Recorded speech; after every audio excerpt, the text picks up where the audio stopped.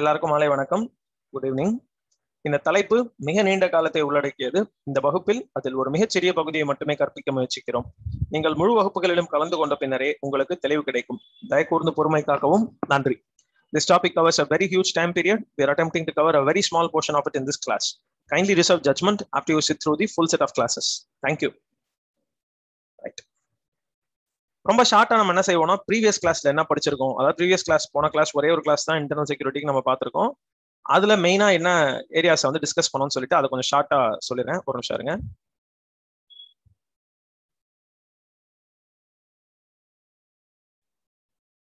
Right. சரி, அதாங்க நான் ஏற்கனவே இந்த கிளாஸ் ஆரம்பிக்கிறதுக்கு முன்னாடியே சொன்னேன். ஒருவேளை சில பேர் லேட்டா வந்திருப்பீங்க அப்படின்னு நினைக்கிறேன். அப்படி வந்திருந்தா உங்க எல்லாருக்கும் சேர்த்தே சொல்லிடுறேன். ஒருவேளை லாஸ்ட் கிளாஸ் அட்டென்ட் பண்ண முடியல, ஏதோ ஒர்க் ரிலேட்டட் கன்ஸ்ட்ரெயின்ட் இல்ல சம் அதர் இஷ்யூ இருந்தது அப்படின்னா, you please refer the previous lecture given as a demo. ஒரு டெமோ கிளாஸ் எஸ்ஏக்கும் இன்டர்னல் செக்யூரிட்டிக்கு சேர்த்து நானே தான் கொடுத்துருப்பேன். அந்த டெமோ வந்து பாத்தீங்கன்னா நம்ம பிரதர் மென்டார் சேனல்ல இருக்கு. நீங்க தயவுசெய்து அதை ரெஃபர் பண்ணிக்கோங்க. ஏன்னா ஃபியூச்சர்ல வந்து இன்டர்னல் செக்யூரிட்டி கிளாஸஸ் ஒருவேளை ஆப்சென்ட் ஆனா ரெக்கார்டிங் கிடைக்காதுங்க. அது sir has told me to convey this in class. உங்களுக்கு ஏதாவது ஜெனுவனான ரீசன் இருந்ததுன்னா நீங்க பிரைவேட்டா அப்ரோச் பண்ணுங்க. We will see what can be done. But இந்த வீடியோஸ் அப்லோட் பண்ண மாட்டோம். கரண்ட் அஃபேர்ஸ் அப்பப்போ ஐசோலேட்டடா சில கிளாஸஸ் மட்டும் எடுத்து பண்ணுவோம். But this won't be done. So my request is please attend all the classes without any break. சரிங்களா? ஏன்னா கண்டென்ட் வந்து ரொம்ப கிரிட்டிக்கலான content. Right. With that note in mind ஆரம்பிச்சிடலாம். ரைட்டா? ஓகே. இப்போ இன்டர்னல் செக்யூரிட்டி அப்படின்னு வந்துருச்சுனாலே நான் முதல்ல இந்த இன்டர்னலை முழுக்க இன்டர்னலா வச்சிருக்க முடியாது அப்படின்னு சொல்லிட்டேன். இது வந்து ரெண்டாவது கிளாஸ். ஓகே. இன்டர்னல் செக்யூரிட்டினா முழுக்க இது இன்டர்னலா இருக்காது. இதுல எக்ஸ்டர்னல் மேட்டரும் அடிக்கடி கலந்துதான் வரும். முதல்ல அங்கேயே நம்ம we have to get a clear cut idea. இன்டர்னலுக்கு எக்ஸ்டர்னலுக்கு உள்ள வித்தியாசம் என்ன அப்படின்றத பார்த்துருப்போம். And internally aided external, externally aided internal, இங்க இருந்து அங்க இருந்து இங்கன்னு சொல்லி இப்படி தாவர மாதிரியான சில டெஃபினேஷன்ஸ் எல்லாம் பார்த்துருப்போம். அவ்வளவுதான். அதாவது இன்டர்னலி எய்டட் எக்ஸ்டர்னல் என்னது, வெளில நடக்கிற ஒரு பிரச்சனைக்கு நம்ம ஊர்ல இருந்து காசு கொடுத்தோம்னா அது இன்டர்னலி எய்டட் எக்ஸ்டர்னல்.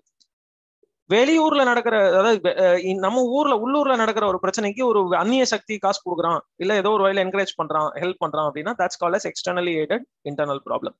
இது இந்த ரெண்டு த்ரெட்டை தவிர்த்து இருக்கக்கூடிய அடுத்த இஷ்யூ. இதுக்கப்புறம் நம்ம என்ன பண்ணிருக்கோம் அப்படின்னா, மேஜர் கன்சர்னிங் ஏரியாஸ் நம்ம கிளாஸஸ்ல என்னென்ன மாதிரியான டாபிக்ஸ் எல்லாம் ஃபர்ஸ்ட் டிஸ்கஸ் பண்ண போறோம் அப்படின்னு சொல்லி பார்த்திருப்போம். ஃபர்ஸ்ட் எடுத்ததுமே ஜம்மு அண்ட் காஷ்மீர் அப்படின்றதுடைய மிலிட்டரி, பொலிட்டிக்கல்,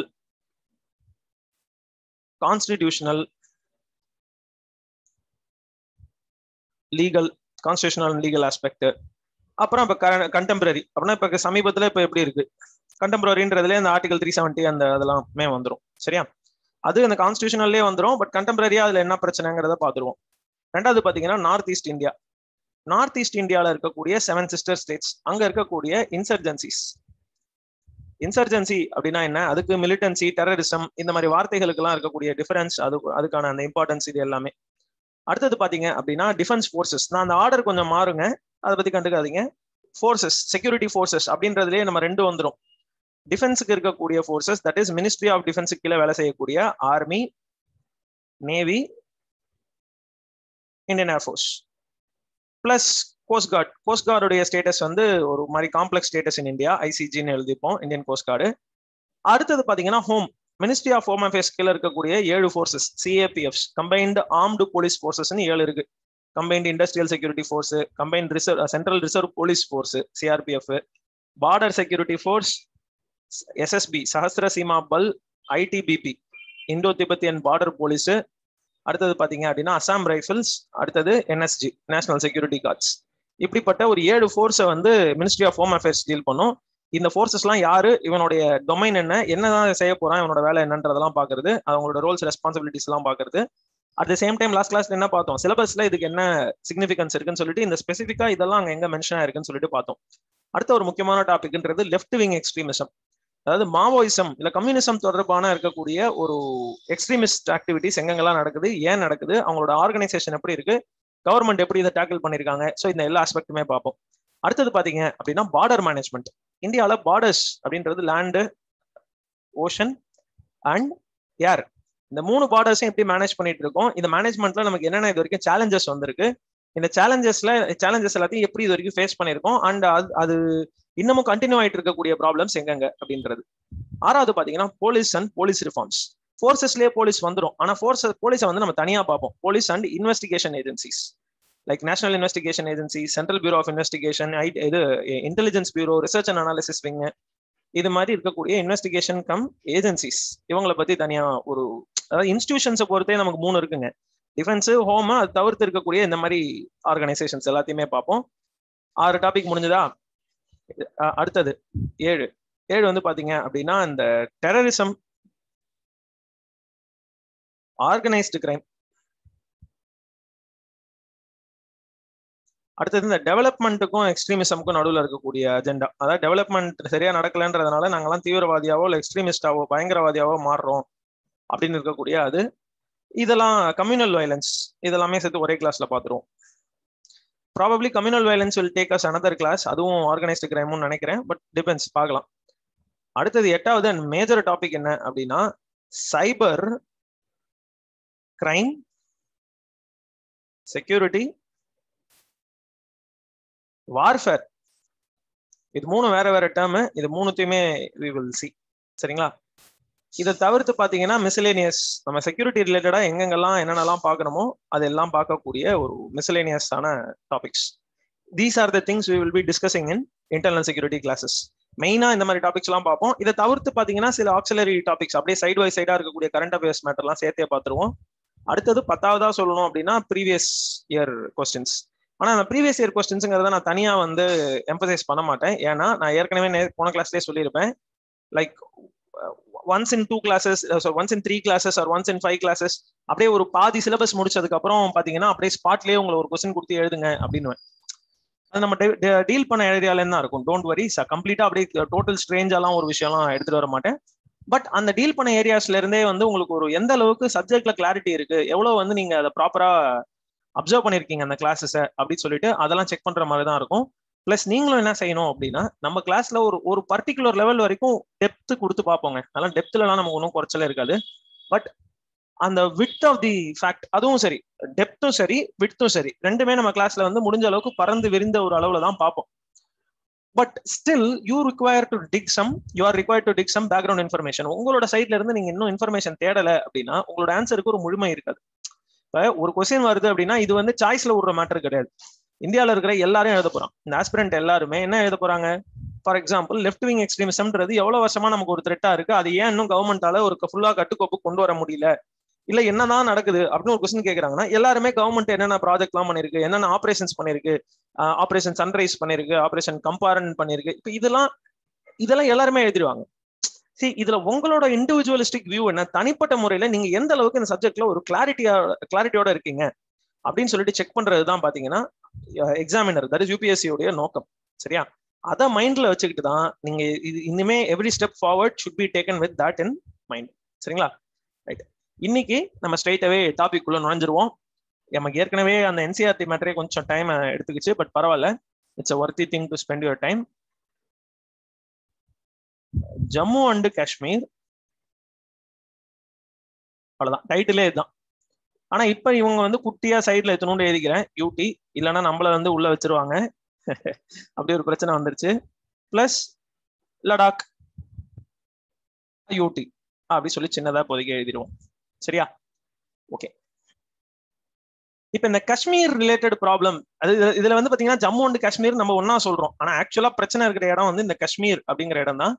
சரி, யார் இவன் பிரச்சனை எல்லாம் என்ன அப்படி சொல்லி பார்க்கும்போது நம்ம இங்க இருந்து எங்க வழக்கம் போல எப்படி ரிவைண்ட் ஆகி போவோம் அப்படின்னு பாத்தீங்கன்னா நம்ம எல்லாருக்கும் பெரிய அண்ணனாகிய ப்ராப்ளமேட்டிக் ஆமை, பிக் ஆமை, அவர் வீட்டுக்கு தான் திருப்பி போறோம். யார் நம்மளோட ஆமை? அவர் பூந்த வீடு எப்ப உருப்படாது, அவரே தான். பிரிட்டிஷ், அவன் ஈஸ்ட் இந்தியா கம்பெனி தான் நான் எப்பவுமே ஆமைன்னு திட்டுவேன், இவன் ஆமை ஸ்கொயர்னு வச்சுப்போம். ஆமை ஸ்கொயர் வந்து யாருன்னா பிரிட்டிஷ் கவர்மெண்ட். இந்த பிரிட்டிஷ் கிரவுன் வந்து என்ன செய்வாங்க அப்படின்னு பாத்தீங்கன்னா, இது இன்னொரு பிரச்சனை இருக்கு. 1857 தான் கிரேட் ரிவோல்ட் நடக்குது இல்லையா? சோ 1846லயே இந்த ஆங்கிலோ சீக் வார் வந்து நடக்கும். ஃபர்ஸ்ட் ஆங்கிலோ சீக் வார். இந்த ஆங்கிலோ சீக் வார் வந்து 1845-1846 நடக்கும். இங்க பாருங்க, இது நடக்குதா? இந்த ஆங்கிலோ சீக் வார், ஃபர்ஸ்ட் ஆங்கிலோ சீக் வார் நடந்த சமயத்துல சீக் எம்பையர்ல இருந்து ஒரு டெரிட்டரியா இருந்தது காஷ்மீர். சீக் எம்பையரோட ஒரு பார்ட்டா இருந்த காஷ்மீரை புடுங்கி இதை வந்து ஒரு தனி பிரின்ஸ்லி ஸ்டேட்டா ஆக்கி விட்டுருவாங்க.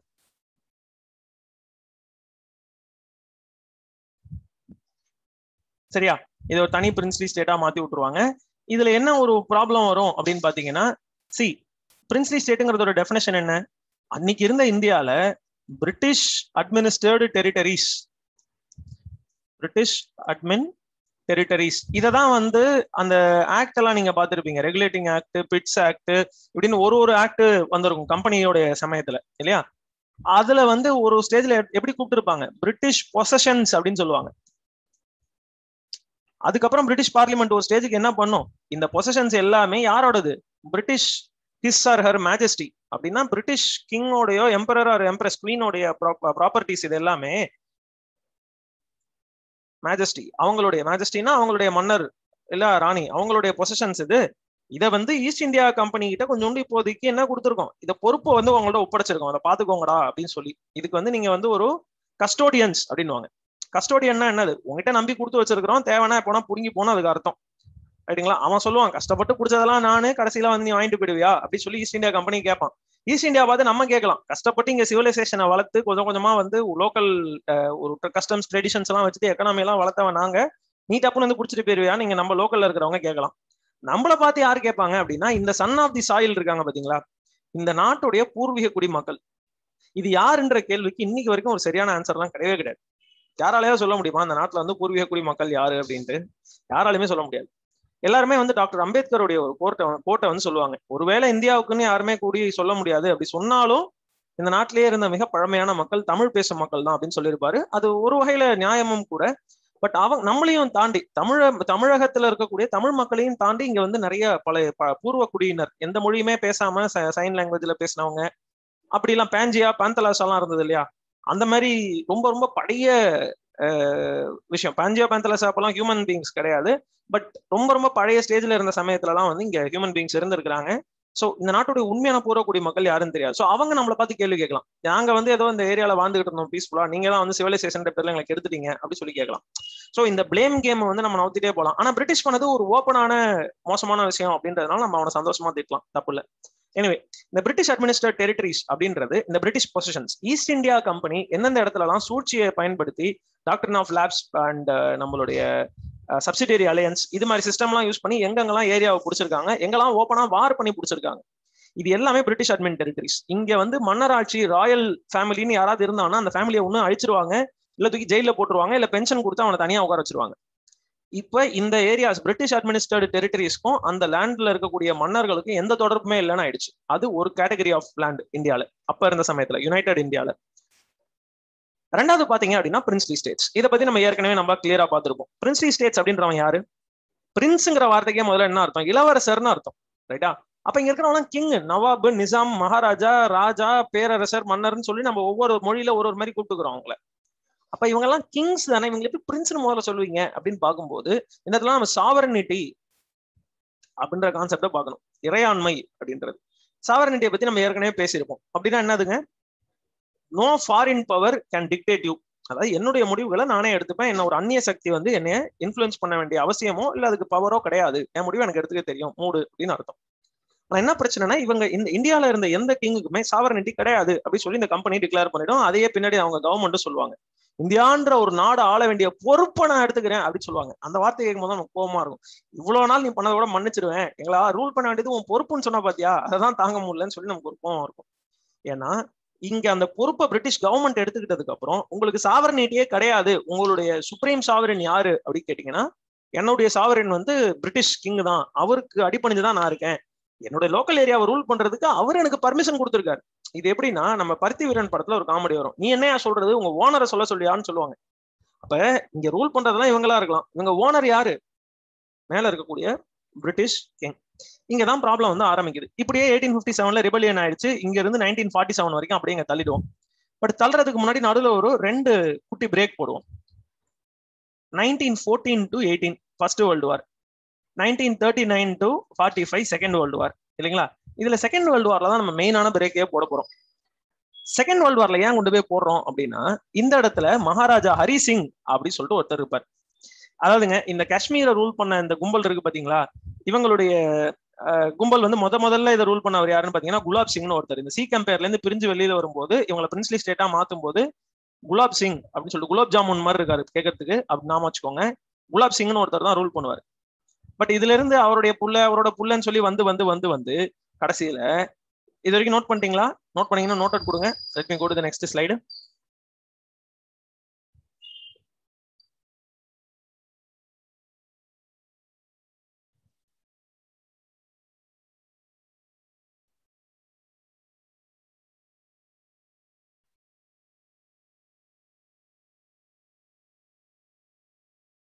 இன்னும் ஒரு 3 பேர்ட்ட இருந்து.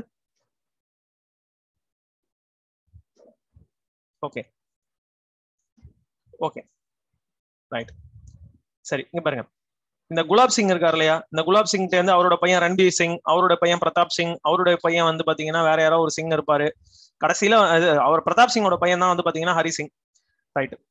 இப்ப 1939 38 39 40 41 42 வந்துருது. அதுல இருந்து 45 World War II முடியுது. அங்க இருந்து பாத்தீங்கன்னா 1947, அதுக்கப்புறம் 1950. இந்த இடைப்பட்ட வருஷங்கள்ல நடந்ததே பாத்தீங்கன்னா நிறைய ஈவெண்ட்ஸ், இதெல்லாம் நம்ம பேசுவோம்.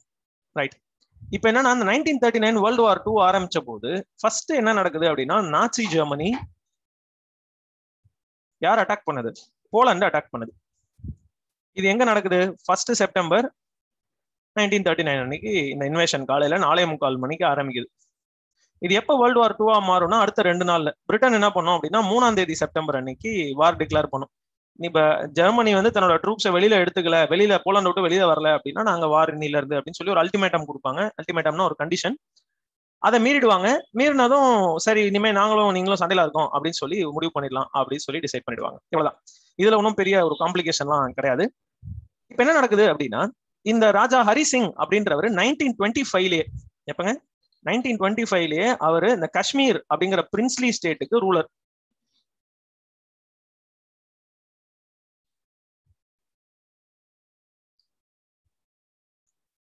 இந்தியாவில் இருக்கக்கூடிய பிரின்ஸ்லி ஸ்டேட்ஸ்ல அன்னைக்கு இருந்த நிலைமையில காஷ்மீர் அப்படின்றதுதான் லார்ஜஸ்ட் பிரின்ஸ்லி ஸ்டேட். இதுக்கு அடுத்தது பாத்தீங்கன்னா இருக்கிறது ஹைதராபாத் தான். ஹைதராபாத் ரொம்ப பெரிய பிரின்ஸ்லி ஸ்டேட்.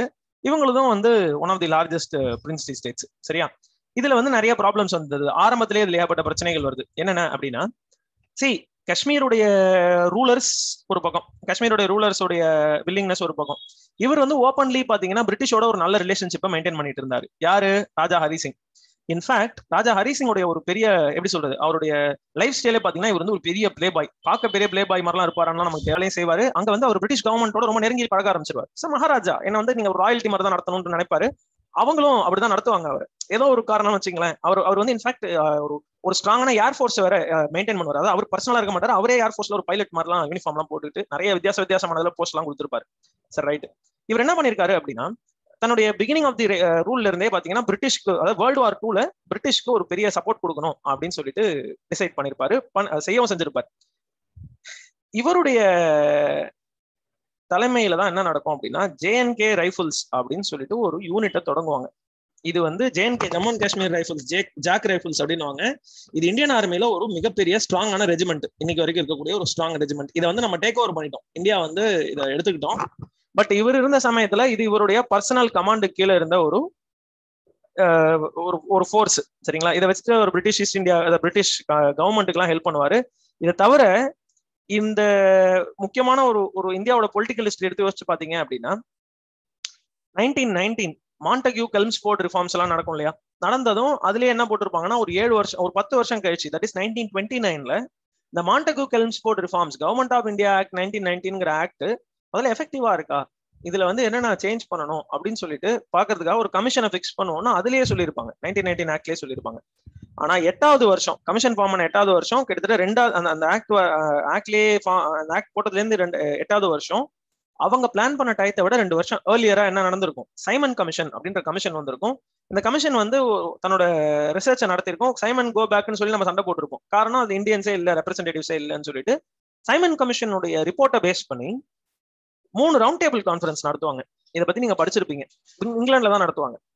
இந்த ரவுண்ட் டேபிள் கான்ஃபரன்ஸ்ல ஃபர்ஸ்ட் ரவுண்ட் டேபிள் கான்ஃபரன்ஸ் 1930ல நடக்கும்போது நம்ம ராஜா ஹரிசிங் போய் பார்ட்டிசிபேட் பண்ணுவார். பார்ட்டிசிபேட் பண்ணிட்டு முதல்ல வந்து நம்ம எல்லாம் என்ன செய்வோம்னா ஒரு ஆல் இந்தியா ஃபெடரேஷன் அப்படி சொல்லி ஒரு மேட்டர் ஆரம்பிப்போம் அப்படின்னு. ஆல் இந்தியா ஃபெடரேஷன் அப்படின்னா இந்தியாங்கிறது ஒரு ஃபுல் கண்ட்ரி இல்ல, பிரிட்டிஷ் காமன்வெல்த் கீழே இருக்கக்கூடிய ஒரு லேண்ட் தான். ஆனா இந்த லேண்டை வந்து நாங்க என்ன செய்யறோம்னா ஒரு ஃபெடரேஷனா வச்சுக்கிறோம், எல்லாரும் சேர்ந்து வந்து ஒரு யூனியன் மாதிரி எல்லாரும் சேர்ந்து வந்து ஒரு ஃபெடரேஷனை ஃபார்ம் பண்ணுவோம்னு சொல்லி எல்லாம் பேசியிருப்பாரு. ஆனா இதுல என்ன பிரச்சனை ஆயிடும் அப்படின்னா யாருமே அதை மதிக்கல. இவரை தவிர வந்து நிறைய பேர் வந்து மீதி இருக்கிற பிரின்சிபல் ஸ்டேட்ஸ் ஒருத்தர் கூட அதை மதிக்கல. அவங்க எல்லாருமே இந்த ஃபெடரேஷன்ங்கிற கான்செப்டே நாங்க ரிஜெக்ட் பண்றோம்னு சொல்லிடுவாங்க. எனிவே அந்த மொத்த ஐடியாவே சீக்கிரமா ஊத்தி மூடிடுவாங்கன்னு வச்சுக்கோங்க. அது ஒரு தனி இஷ்யூ. இதுல வந்து வேற ஒரு ப்ராப்ளம் வருங்க. இப்ப இது இப்படியே போயிட்டு இருக்கு. வேர்ல்டு வார் 2ல அவருடைய பார்ட்டிசிபேஷன் இருக்கு. He has supported the British. 1945 ஆயிடுச்சு. வேர்ல்டு வார் 2ல பிரிட்டிஷ் ஜெயிச்சிட்டாங்க. இப்ப இங்கேயே ப்ராப்ளம்ஸ் வந்து ஸ்டார்ட் ஆகுது. எங்க ஆரம்பிக்குது அப்படின்னா பண்டிட் ஜவஹர்லால் நேரு ஒரு கேள்வி கேட்கிறாரு. இந்தியான்றது இனிமே வந்து சீக்கிரமா இண்டிபெண்டன்ட் ஆக போகுது. அப்ப இண்டிபெண்டன்ட் இந்தியால இருக்க வேண்டியதுக்கு ஒரு கான்ஸ்டியூஷன் எழுதணும். இந்த கான்ஸ்டியூஷன் எழுதும் போது இட்ஸ் பியூர்லி இந்தியன் அஃபேர். ஒரு வெளிநாட்டு சக்தி இதுல வந்து தலையிடக்கூடாது, இதுக்கு நாங்களே முடிவு பண்ணிப்போம் அப்படின்ற மாதிரி ஒரு கேட்பாரு. கேபினெட் மிஷன் வரும், இவங்கெல்லாம் சண்டை போட்டு கடைசியில ஒரு முடிவுக்கு வருவாங்க. Finally they would have agreed for a constituent assembly. பட் இந்த கான்ஸ்டியூவன்ட் அசம்பிளியோட அந்த ஃபார்மேஷன்லயே பாத்தீங்கன்னா ஒரு ப்ராப்ளம் வந்திருக்கு. என்ன ப்ராப்ளம் இருக்கு? கான்ஸ்டியூவன்ட் அசம்பிளியில இருக்கக்கூடிய ஆட்கள்லாம் யாரு அப்படின்னா கம்ப்ளீட்டா பிரிட்டிஷ் பர்மிஷன் கொடுத்துதான் இவங்க அந்த கான்ஸ்டியூவன்ட் அசம்பிளியை ஃபார்ம் பண்றாங்க. இவங்க யாருமே வந்து சாவரினா அந்த கான்ஸ்டியூவன்ட் அசம்பிளியை ஃபார்ம் பண்ணல. ஏன் ஃபார்ம் பண்ணல? நேரு வந்து ஒரு விஷயம் கேட்பாரு, யூனிவர்சல்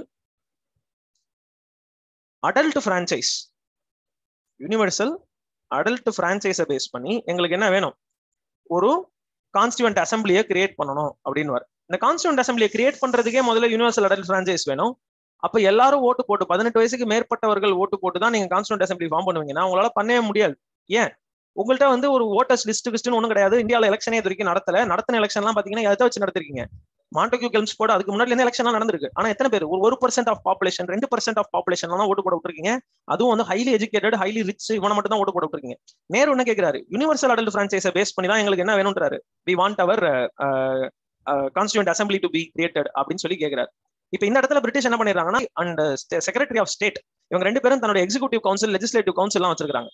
இந்த கவுன்சில்ஸை நீங்க என்ன செய்யுங்க, யூட்டிலைஸ் பண்ணிக்கோங்க. இந்த கவுன்சிலோட மெம்பர்ஸ் யூட்டிலைஸ் பண்ணிக்கோங்க. இவங்க உங்களுக்கு பத்தல அப்படின்னா ஸ்டேட், அதாவது ப்ரொவின்சியல் லெவல்ல இருக்கக்கூடிய கவுன்சில்ஸ் இருக்கு இல்லையா, அந்த கவுன்சில்ல இருந்து மெம்பர்ஸை கூப்பிடுங்க அப்படின்னு சொல்லி கேட்பாங்க. இது எல்லாமே கடைசியில ஃபெயிலியர் ஆயிடும். ஃபெயிலியர் ஆயிட்டு பிரிட்டிஷ் என்ன பண்ணிருப்பாங்க அப்படின்னா ஃபைனலி இது வேலைக்காவது, சரி நாங்க ஒரு கான்ஸ்டியூவன்ட் அசம்பிளிக்கு உங்களுக்கு ஒரு எலெக்ஷனே நடத்துறதுக்கு வழி செய்யறோம் அப்படின்னு சொல்லி பேர் அலோவ் பண்ணுவாங்க. அப்படின்னா நீங்க இது வந்து அந்த காம்போசிஷன் ஆஃப் கான்ஸ்டியூவன்ட் அசம்பிளின்னு சொல்லிட்டு அதை படிச்சிருப்பீங்க. 389 seeds for Indian constitution making அப்படி சொல்லி பிரிட்டிஷ் டிசைட் பண்ணிருப்பாங்க. இதுதான் சாங்ஷன் ஸ்ட்ரெங்த் மாதிரி இருந்துச்சு. கேபினெட் மிஷனுடைய எண்ட் ரிசல்ட் இது. சரியா? இது 1946 நவம்பர்ல டிசைட் பண்ணுவாங்க. இப்ப நமக்கு பிரான்சைஸ் தான். இது யூனிவர்சலா இருந்துச்சா அப்படின்னா இல்ல. அடல்ட் எல்லாரையும் ஓட்டு போட விட்டாங்களான்னா அதுவும் இல்ல. பிரான்சைஸ் ஓட்டு போடுற உரிமை ரொம்ப சில பேருக்கு மட்டும்தான் அந்த உரிமை கிடைச்சது. அதுவும் அதான் சொன்னலையா, பணம், டாக்ஸ் எல்லாத்தையும் பேஸ் பண்ணி தான் கிடைச்சது. இந்த 389 சீட்ஸ்ல 296 சீட்ஸ் வந்து பாத்தீங்கன்னா பிரிட்டிஷ் இந்தியாவுக்குன்னு ஒதுக்கப்பட்டது. ரிமைனிங் பாத்தீங்க அப்படின்னா எத்தனை சீட்ஸ் இருக்கு? ரைட், என்னங்க புரியல? அப்படி சொல்லக்கூடாதுங்க. சி இல்ல அப்படி கிடையாது. நான் சொல்றேன். I will tell you. Please wait, ஒரு 2 minutes வெயிட் பண்ணுங்க. இருங்க, நான் சொல்றேன், அதுக்கு ஆன்சர் சொல்றேன். சி 73 சீட்ஸ் எதுக்கு யூஸ் பண்ணிட்டாங்க அப்படின்னா பிரின்ஸ்லி ஸ்டேட்ஸ்க்கு கொடுத்தாங்க. இந்த 73 சீட்ஸ் பிரின்ஸ்லி ஸ்டேட்ஸ்க்கு. இது வந்து 296 சீட்ஸ் அப்படின்றது பிரிட்டிஷ் இந்தியாவுக்கு. சரியா? இந்த 296 சீட்ஸ்ல இவங்க 292 சீட்ஸ்க்கு வந்து எலெக்ஷன் நடத்துவாங்க. இதெல்லாம் விட்டுருவோம். இந்த 296 சீட்ஸ்ல வந்து 208 சீட்ஸ் அவுட் ஆஃப் 296 யார் ஜெயிச்சிருவாங்கன்னா இந்தியன் நேஷனல் காங்கிரஸ் ஜெயிச்சிரும். 296 சீட்ஸ் யார் ஜெயிச்சிருக்காங்க? 296ல 208 வந்து இந்தியன் நேஷனல் காங்கிரஸ் வந்து ஜெயிச்சிரும். சரியா? முஸ்லீம் லீக் 73 சீட்ஸ்ல ஜெயிச்சிருவாங்க அவுட் ஆஃப் 296. இதுக்கு 93ங்க. ஐம் சாரி, இது எப்படி 73 இருக்கும்? இது 93. இது வந்து முஸ்லீம் லீக் ஜெயிச்சிரும். பிளஸ் இந்த 93 சீட்ஸ் தனியா இருக்கு பாத்தீங்களா, இந்த சீட்ஸ் வந்து பிரின்ஸ்லி ஸ்டேட்ஸ்க்கு இதை வந்து எங்களுக்கு வேணாம்னு சொல்லி ஒருத்தர் கூட ஃபில் பண்ணவே இல்லை. இவர் ராஜா ஹரிசிங் உட்பட யாருமே வந்து இந்த பிரின்ஸ்லி ஸ்டேட்ஸ்க்கு இருந்த சீட்ஸை ரிஜெக்ட் பண்ணிட்டாங்க. எங்களுக்கு கான்ஸ்டியூவன்ட் அசம்பிளின்ற இதுவே தேவையில்ல, எந்த கான்ஸ்டியூஷனுக்கும் நாங்க அடிப்பணிய மாட்டோம், நாங்கெல்லாம் வந்து ரூலர்ஸ், என்ன நீங்க பிரிட்டிஷ்காரங்க எங்களை பிடிச்சிட்டீங்க, அதனால உங்களுக்கு நாங்க வேணா அடிப்பணிஞ்சுக்கிறோமே தவிர திருப்பி புதுசா கான்ஸ்டியூஷன் ஸ்ட்ரக்சருங்கிறதுக்குலாம் எங்களுக்கு விருப்பம் இல்லைன்னு சொல்லிடுவாங்க. ஒரு 15 பேர் இண்டிபெண்டன்ட் கேண்டிடேட்ஸ் ஜெயிச்சிருவாங்க. அது ஒரு குட்டி நம்பர், அதையும் சொல்ல விட்டுட்டேன். இண்டிபெண்டன்ஸ் இப்படி இருந்ததுல இந்த 93 பேர் முதல்ல வரமாட்டான்னு சொல்லி வெளிநடப்பு, இவங்க வெளியே போயிட்டாங்க. சரி, இந்த 73 பேர் என்ன செய்யலாம் அப்படின்னா, இவங்க வந்து நாங்க எங்களுக்கு பாகிஸ்தான் தனியா ஒரு நாடு வேணும்னு சொல்லி அவங்களும் வெளில போயிடுறாங்க. இந்த இண்டிபெண்டன்ட்ல பாத்தீங்கன்னா ஒரு 3 பேர் தான் இந்தியா சைடுக்கு வராங்க, ரிமைனிங்லாம் அந்த சைடு போயிடுறாங்க. அப்ப 211 பேரை வச்சுதான் நம்ம ஃபர்ஸ்ட் கான்ஸ்டியூண்ட் அசம்பிளியோட மீட்டிங்கே நடத்துறோம். இதை ஃபர்ஸ்ட் நீங்க புரிஞ்சுக்கணும். சார் எதுக்கு சார் காஷ்மீர் பத்தின கிளாஸ்ல போய் கான்ஸ்டியூண்ட் அசம்பிளியை பத்தி பேசிட்டு இருக்கிறோம் அப்படின்னா, இங்க இருந்து தான் எல்லா டிஸ்கஷன்ஸும் என்ன ஆக போகுது, கொஞ்சம் சூடு பிடிக்க போகுது. இந்த 211 பேரை வச்சுக்கிட்டு தான் நம்ம ஃபர்ஸ்ட் டைம் டிசம்பர் மந்த் வந்து டிசம்பர் ஆஃப் 1946 9ஆம் தேதி 9 December 1946 we are having our first constituent assembly meeting. அடுத்த ஒரு 4-5 நாள், அடுத்த 4வது நாள் 13ஆம் தேதி பாத்தீங்கன்னா நேரு அப்ஜெக்டிவ் ரெசல்யூஷன் அப்படின்னு சொல்லி ஒரு ரெசல்யூஷனை மூவ் பண்ணுவார். அப்ஜெக்டிவ் ரெசல்யூஷன் அப்படின்னா இந்த கான்ஸ்டியூஷனை எதுக்காக எழுத போறோம், என்னதான் நம்மளுடைய கான்ஸ்டியூஷனுடைய கேரக்டர் அப்படி சொல்லிட்டு அந்த மாதிரி எழுதுவாரு. பின்னாடி இதுவே பாத்தீங்கன்னா பிரியாம்பலா மாறிடும். அதை இதை அப்படியே கொஞ்சம் கம்ப்ரெஸ் பண்ணி பிரியாம்பலா மாத்திடுவாங்க. சரி, இது வந்து நம்ம கான்ஸ்டியூண்ட் அசம்பிளி நம்மளோட கான்ஸ்டியூஷனுடைய ஒரு டெவலப்மெண்டல் ஃபேஸ் அப்படி சொல்லி வச்சுக்கலாம். இது வந்து ஒரு சைடு. இப்ப இன்னொரு சைடு என்ன, இந்த கான்ஸ்டியூண்ட் அசம்பிளி நிறைய சேலஞ்சஸை ஃபேஸ் பண்ணுங்க. இப்ப 1946 கான்ஸ்டியூஷன் எழுத ஆரம்பிக்கிறாங்க. இவங்களுக்கு பிரிட்டிஷ் கவர்மெண்ட் கிட்ட இருந்து கிடைச்ச அண்டர்ஸ்டாண்டிங் என்ன அப்படின்னா, இங்க பாருங்க, நம்ம லீடர்ஸ் வந்து முன்னாடியே சொல்லிட்டாங்க, இட் வில் டேக் அஸ் அட்லீஸ்ட் 3 years to finish our constitution அப்படின்னு சொல்லி ஒரு டைம் எஸ்டிமேஷன் கொடுத்துருப்பாங்க. So by time of 26th January 1950 நீங்க வெளியில போங்க அப்படின்னு சொல்லி பிரிட்டிஷர் ரிக்வஸ்ட் பண்ணிருப்பாங்க. ஏன்னா நாங்க கான்ஸ்டியூஷன் எழுதி ரெடி ஆயிடுறோம் அப்படின்னு சொல்லிட்டு அந்த சமயத்துல அவங்க வந்து இந்த முஸ்லீம் லீகோடைய செப்பரேட் பாகிஸ்தான் தியரியே வந்து இந்த கான்ஸ்டியூண்ட் அசம்பிளி ரிஜெக்ட் பண்ணிடும்.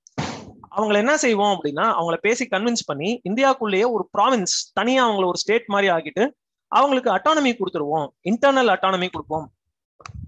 இன்டர்னல் அட்டானமி அப்படின்னா உங்களுக்கு உள்ளுக்குள்ள உங்களை எப்படி வேணா ரூல் பண்ணிக்கலாம்னு சொல்லி அட்டானமிக்கு தான் பிளான் பண்ணுவாங்க.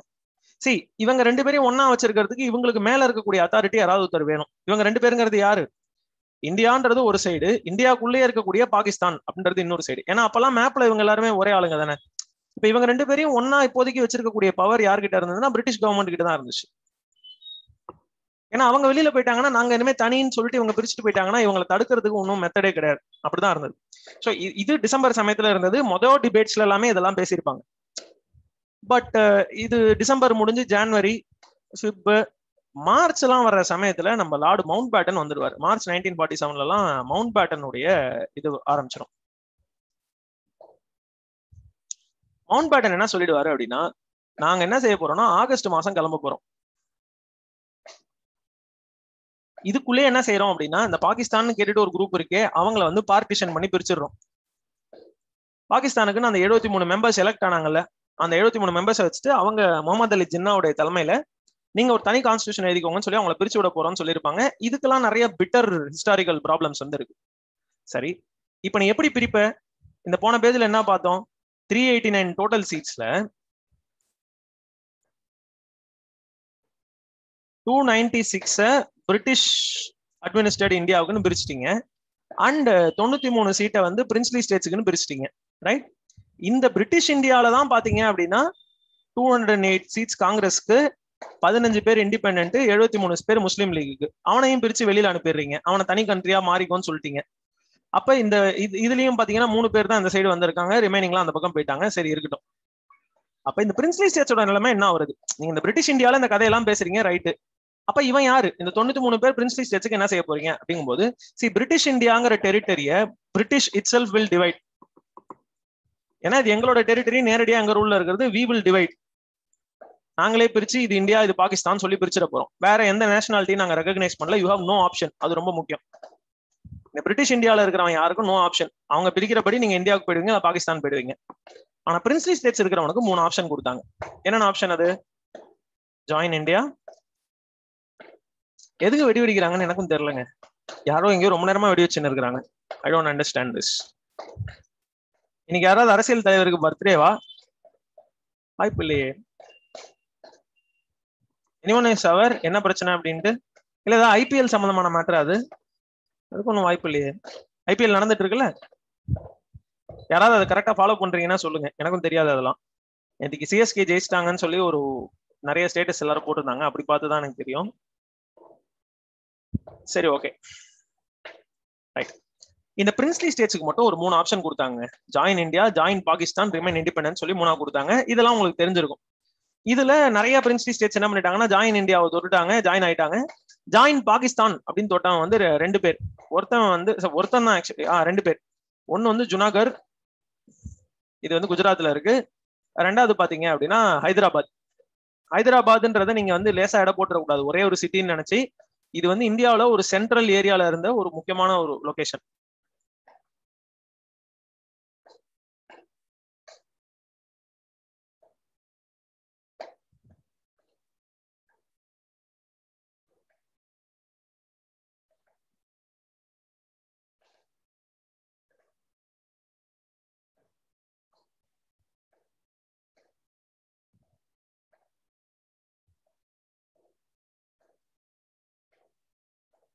சரி, இந்தியாவுக்கு நார்த் ஈஸ்ட் சைடு கொஞ்சம் வீங்கிடுச்சு, பரவாயில்ல, மன்னிச்சிருவோம்.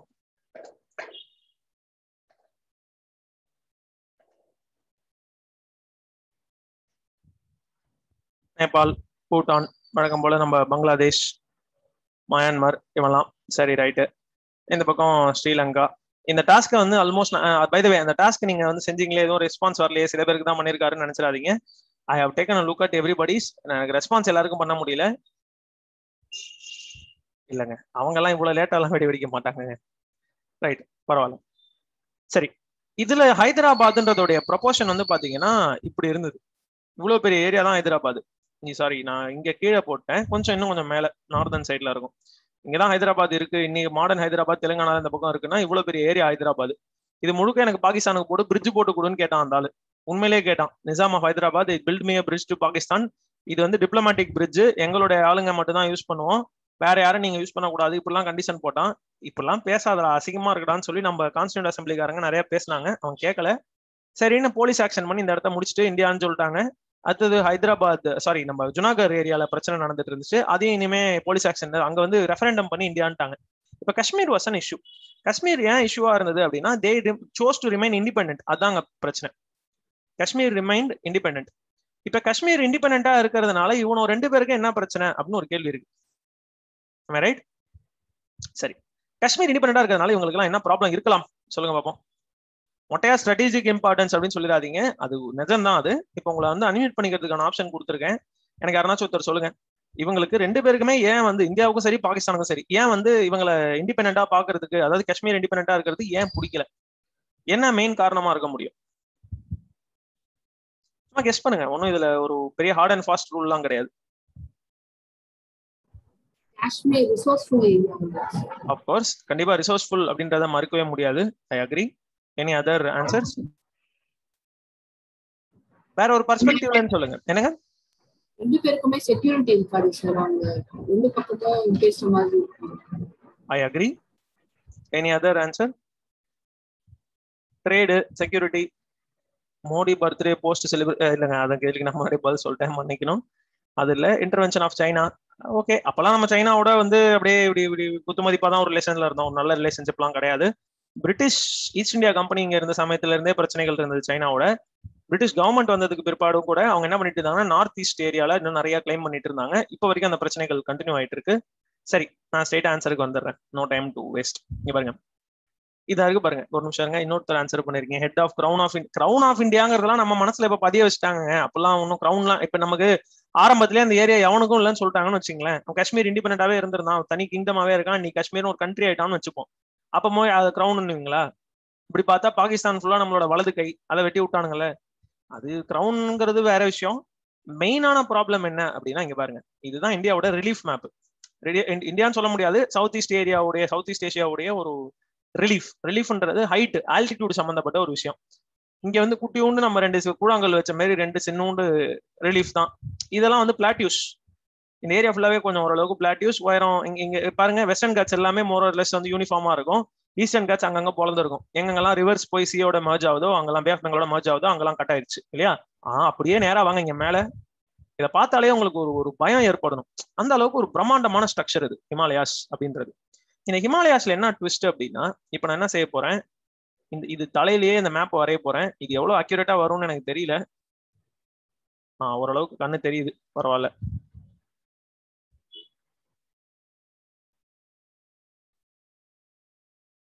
இங்க வேற கலர்ல வரையணும் போல இருக்கு. மஞ்சள்ல வரைஞ்சிடுறேன்.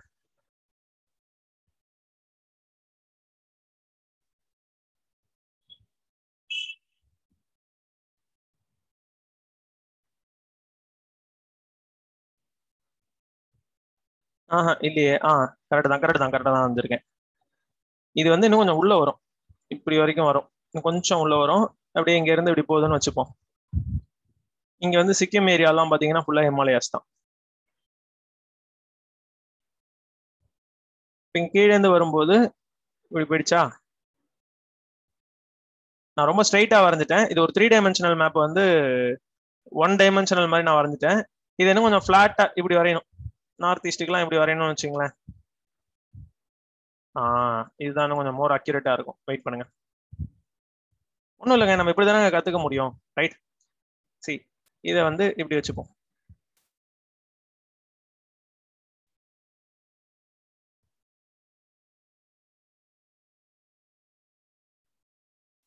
இது ஃபுல்லா நேபாளா இந்த பக்கம்.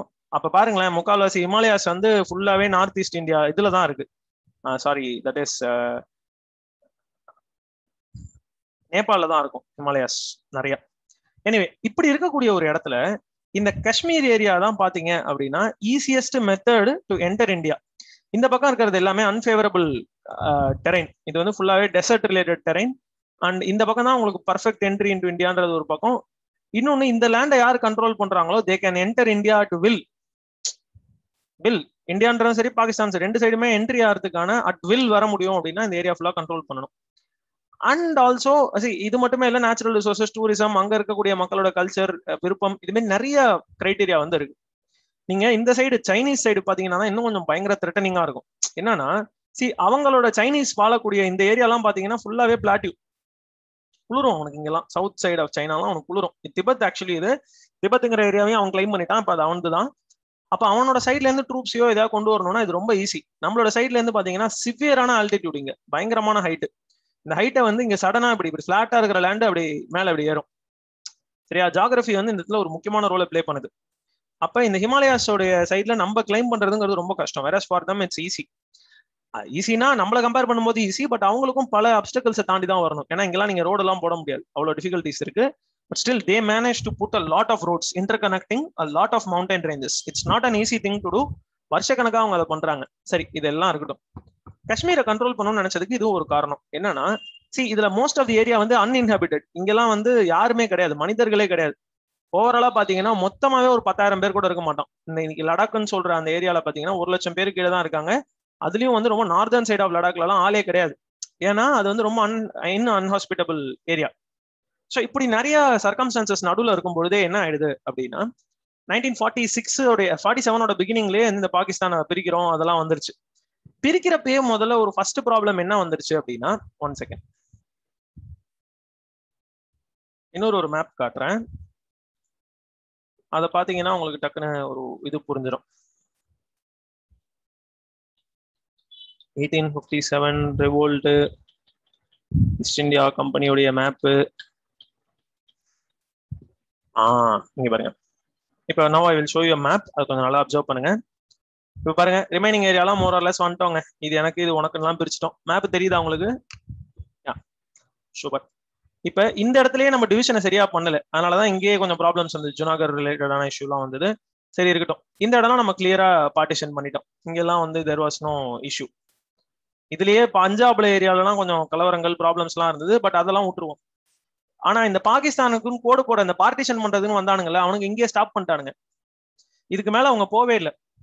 அது ஒரு பெரிய ப்ராப்ளம். ஆனா இந்த சைடு கிளியரா பிரிச்சுட்டாங்க பவுண்டரிஸ். இந்த சைடு கிளியரா பிரிச்சு இதுதான் இந்தியா இதுதான் பாகிஸ்தான் சொல்லிட்டாங்க. அங்கெல்லாம் ப்ராப்ளம் இல்லை. வேற இந்த சைடு பாட்டு போட்ட பிரிவினை, அந்த பாக பிரிவினைன்றத கரெக்டா செய்யல. இதுல லைப்ரரி புக்ஸை கூட விட்டு வைக்கலங்க, எல்லாத்தையும் பிரிச்சுட்டாங்க. ஆனா இந்த ஏரியாவை அவங்க பிரிக்கவே இல்லை. ஸோ இந்த மொத்த ஏரியாவுமே பாத்தீங்க அப்படின்னா ராஜா ஹரிசிங்கோடைய கண்ட்ரோல்ல இருந்துச்சு. எது இப்ப நான் ஷேட் பண்ற மொத்த ஏரியாவும் ராஜா ஹரிசிங்கோட கையில இருந்த ஒரு territory. That's why I call it as one of the largest territories of princely states. புரியுதா உங்களுக்கு? சோ இப்ப இந்த சமயத்துல அவர் இண்டிபெண்டன்ட்ங்கிற விரல தொட்டுட்டாரு.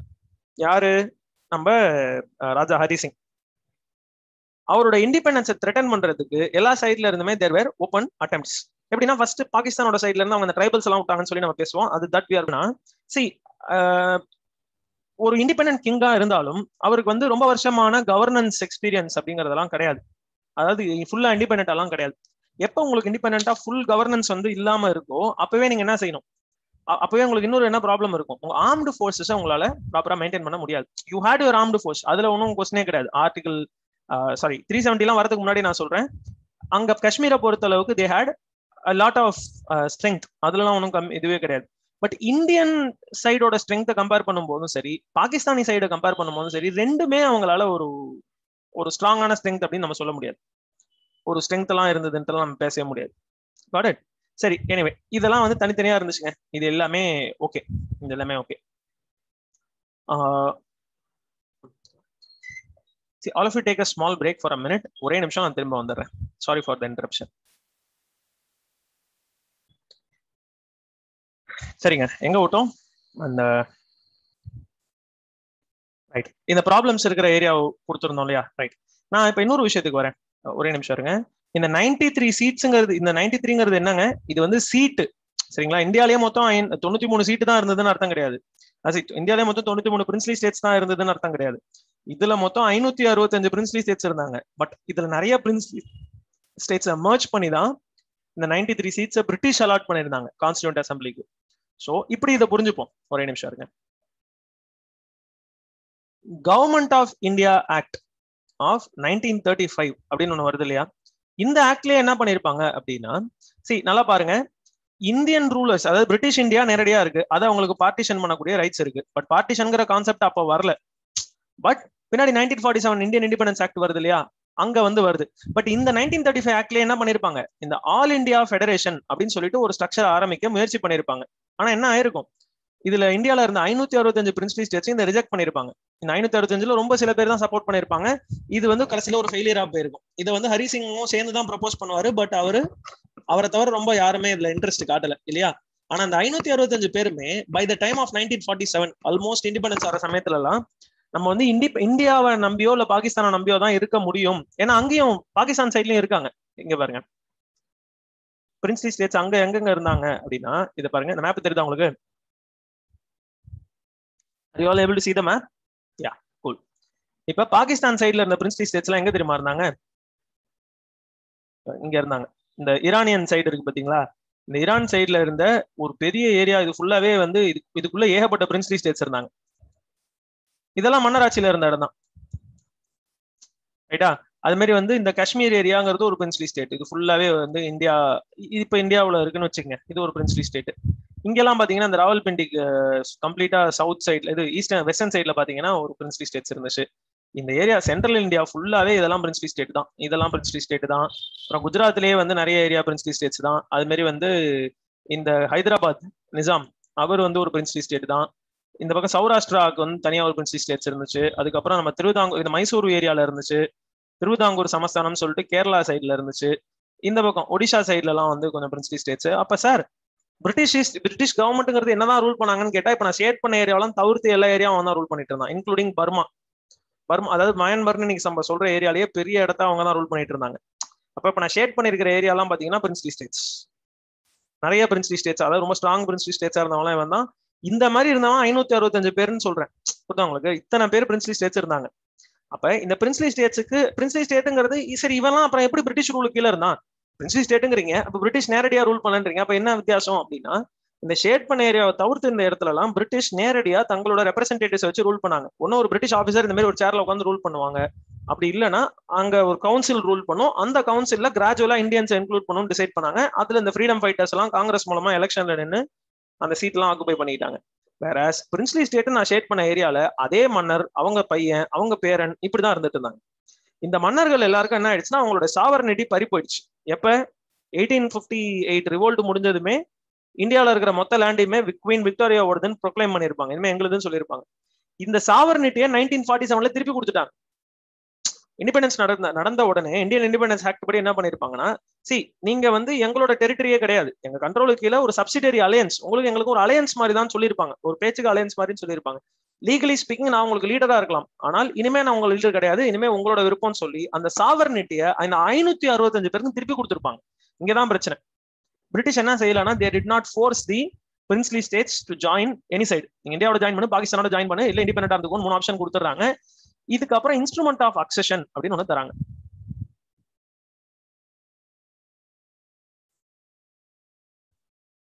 Instrument of accession. இந்த இன்ஸ்ட்ருமெண்ட் ஆஃப் அக்செஷன்ங்கிறது 1947 வந்து ஒரு புது கான்செப்ட் அன்று. இதை இங்கேயே பண்ணிட்டாங்க, 1935லயே பண்ணிட்டாங்க. அப்ப இந்த ஆல் இந்தியா ஃபெடரேஷன் பிளான் வரும்போதே இந்த இன்ஸ்ட்ருமெண்ட் ஆஃப் அக்செஷன்ங்கிற ஒரு டாக்குமெண்ட்டை பத்தி இந்த பிரிட்டிஷ் வந்து பேசியிருப்பாங்க. ஆனா அப்ப அது ஒன்றும் பெருசா எடுப்படல. ஆனால் 1947 வர சமயத்துல என்ன நடக்குது, இந்த இன்ஸ்ட்ருமெண்ட் ஆஃப் அக்செஷன்ங்கிற டாக்குமெண்ட்டுக்கு இம்பார்ட்டன்ஸ் கொடுது. இந்த இன்ஸ்ட்ருமெண்ட் ஆஃப் அக்செஷன் என்ன பண்ணுது அப்படின்னா 3 விஷயம் பண்ணுது, 3 பாயிண்ட் சொல்லுது. Number 1 is communication. Number 2 defence. Number 3 currency. சரிங்களா? Communication, defence and currency. இந்த 3 மேட்டர்ஸும் நீங்க முதல்ல நாங்க சொல்றதை ஒத்துக்கணும். அதாவது இது 3மே கவர்மெண்ட் ஆஃப் இந்தியா அப்படிங்கிற ஸ்ட்ரக்சர் கையில தான் இருக்கும். இன்ஸ்ட்ருமெண்ட் ஆஃப் அக்செஷன் அப்படி இந்த டாக்குமெண்ட் நீங்க சைன் பண்ணிட்டீங்கன்னா இந்த 3 நாங்க பார்த்துப்போம், ரிமைனிங் எல்லாத்தையும் நெகோஷியேட் பண்ணிக்கலாம் அப்படின்னு சொல்லி டிசைட் பண்ணுவாங்க. சரியா? இந்த அக்ரிமெண்டின் அடிப்படையில தான் 1947ல சர்தார் வல்லபாய் பட்டேல் என்ன பண்ணிருப்பாரு, இந்தியாவை யுனைட் பண்ணிருப்பாரு. 565 பேருக்கும் லெட்டர் அனுப்பி அவங்க எல்லாரையும் முடிஞ்ச அளவுக்கு இந்தியாவோட ஜாயின் பண்ணுங்கன்னு சொல்லி இந்தியன் பார்டர் ஸ்கூல்ல இருந்த எல்லாரையுமே, இந்தியான்னு சொல்லி நம்ம அப்ப நினைச்சிட்டு இருந்த ஒரு ஏரியாவில எவ்வளவு ஜாயின் பண்ண வைக்க முடியுமோ பேசி அதை யுனைட் பண்ணாரு. That was a very big achievement. ஆனா இந்த சமயத்துல ஆகஸ்ட் ஆஃப் சரி இப்போ என்ன நடந்தது, ஆகஸ்ட் 1947 ஆயிடுது. ஆகஸ்ட் 1947 அப்ப இந்தியாவோட மேப் எப்படி இருக்கு, இப்படிதான் இருக்கு. இந்த மேப்ல உங்களுக்கு என்னென்ன பிரச்சனை இருக்கு, இந்த ஏரியா எதுவுமே இன்னும் டிசைட் ஆகல. இப்ப நான் ஷேர் பண்ற ஏரியா வந்து இன்னும் எந்த பக்கம் போறோம்னு சொல்லிட்டு டிசைடே பண்ணல. இன்ஃபேக்ட் அவங்க நான் தனியா இருந்துக்கிறேன்றதை டிசைட் பண்ணி டிக்ளேரே பண்ணிட்டாங்க. இது August. செப்டம்பர்லாம் we had all the signs. அதாவது இப்ப இன்னைக்கு என்ன தேதி, இன்னைக்கு வந்து தேதி 20. இந்த தேதிக்கெல்லாம் நமக்கு வழக்கமா இப்ப உலகத்துல பெரிய பேசு பொருளா இருக்கக்கூடிய ஒரு டெரரிஸ்ட் குரூப் யாருன்னா தாலிபான். கரெக்டா? இந்த தாலிபான்றவங்கலாம் யாரு, இந்த தாலிபான் கிளாஸ் நம்ம ரொம்ப டீட்டெயிலா பார்த்திருப்போம். சதர்ன் ஆப்கானிஸ்தான்ல கொஞ்சம் பேர் இருக்கிறானுங்க, அண்ட் நார்தர்ன் பாகிஸ்தான்ல தான் நிறைய பேர் இருக்காங்கன்னு சொல்லி பேசியிருப்போம். இந்த 2 ஏரியால இருக்கக்கூடிய, அதாவது இன்னைக்கு இது ஜாகிரபிக்கலி 2 கண்ட்ரிஸ், பொலிட்டிக்கலி 2 கண்ட்ரிஸ், ஆனா இதோட ஜாகிரபி ரொம்ப சிமிலரா இருக்கும். அண்ட் இந்த ஏரியாக்குள்ள இருக்கிறவங்க எல்லாம் யாரு, பஷ்தூன் ட்ரைப்ஸ். இது ரொம்ப முக்கியம். இந்த பஷ்தூன் ட்ரைப்ஸுக்கு காஷ்மீர் லேண்ட் மேல எப்பவுமே ஒரு கண்ணு இருந்தது. காரணம் அவங்களுடைய ரிலிஜன் ஒரு விஷயம். 2வது வந்து செக்யூரிட்டி இன்ட்ரெஸ்ட்ங்கிறதுலாம் ஒரு பக்கம். அப்பெல்லாம் தாலிபான்ங்கிற கான்செப்ட் எல்லாம் கிடையாது. நான் எதுக்கு சொல்றேன்னா, இந்த சமயத்திலேயே இந்த பஷ்தூன் ட்ரைபல்ஸ்ங்கிறவங்க ஒரு கன்சர்வேட்டிவ் இஸ்லாமிஸ்ட் குரூப்பா தான் இருந்தாங்க.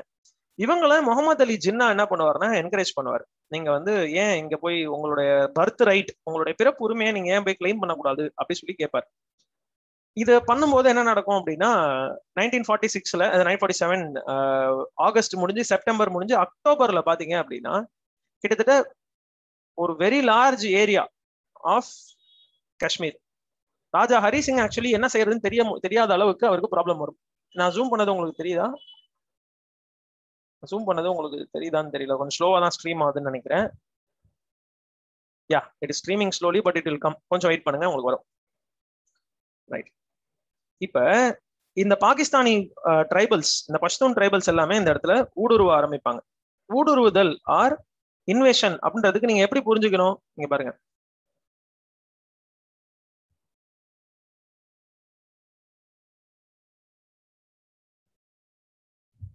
ராஜா ஹரி சிங் தன்னுடைய பவுண்டரின்னு சொல்லி அவருக்கு ஒண்ணு இருக்கும் இல்லையா, அவர் ஒரு ஹீஸ் அ கிங் இல்லையா, அவருடைய பவுண்டரியில ஊடுருவி கிட்டத்தட்ட இத்தனை ஏரியாவை புடிச்சிட்டாங்க. சரி, இங்க வந்துட்டு அவங்க நின்னுட்டாங்களா, அவங்களுக்கு என்ன ரொம்ப எத்திக்ஸ் ஆயிட்டாங்களா, இங்க இருந்து நின்று இனிமே நாங்க இல்லைன்னு சொல்லிட்டாங்களா அப்படின்னா, அவங்களுடைய மூவ்மெண்ட் இப்படி வேவ்ஸா வருது. இவங்க வந்து ஒரு ட்ரெடிஷனல் ஆர்மி எல்லாம் கிடையாது, சரியா, இவங்க ட்ரைபல்ஸ் தான். பட் இவங்களுக்கு வந்து டிட்டர்மினேஷன் இருக்கு, நாங்க போற இடத்த கேப்சர் பண்ண போறோம்ன்ற டிட்டர்மினேஷன் இருக்கு. அப்படியே கடல் அலை மாதிரி வலை அலையா வந்துகிட்டே இருக்காங்க. இப்ப பதறி போன ராஜா ஹரிசிங் வந்து கவர்மெண்ட் ஆஃப் இந்தியாவை அப்ரோச் பண்ணுவார், எங்களுக்கு ஹெல்ப் பண்ணுங்க, பாகிஸ்தான் சைட்ல இருந்து இப்படி வராங்க, ட்ரைபல்ஸ் வராங்க அப்படின்ட்டு. இந்த பீரியட்ல நான் 2 கேள்வி கேட்கணும்னு நினைக்கிறேன். ஒண்ணு வந்து ஏன் இவங்க ட்ரைபல்ஸா வரணும், நேரடியா ஏன் பாகிஸ்தான் தன்னோட ஆர்மியை சென்ட் பண்ணிருக்க கூடாது. 2வது, இது ஏற்கனவே உங்கள்ட்ட கேட்கப்பட்ட ஒரு கேள்விதான், ப்ராபப்ளி உங்களுக்கு இதுக்கு ஆன்சர் தெரிஞ்சிருக்கும், இது ஒன்றும் புதுசான இதெல்லாம் இல்ல. 1950 தான் பிரிட்டிஷ் வெளியில போறாங்கன்னு பிளான் பண்ணியிருந்தாங்க. ஆனா ஆகஸ்ட் 1947 வெளியே போயிட்டாங்க. நம்ம 46ல கான்ஸ்டியூஷன் எழுத ஆரம்பிக்கிறோம். ஸோ 46ல இருந்து 1952 தான் ஃபர்ஸ்ட் ஜெனரல் எலெக்ஷன். இந்த மீன் டைம் யார் ரூல் பண்றாங்க?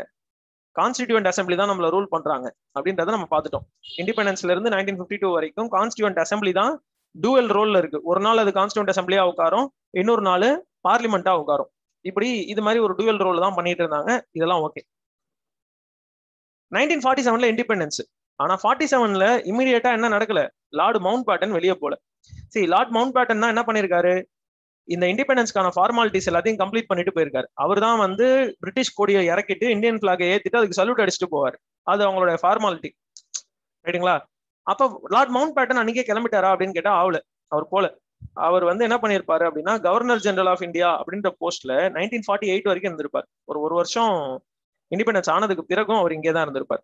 சரி, அவருடைய பிரசன்ஸ் தான் வந்து எல்லாத்தையுமே சேஞ்ச் பண்ணிடுச்சு அப்படிங்கிற அளவுக்கு நீங்க சொல்லலாம். சரியா?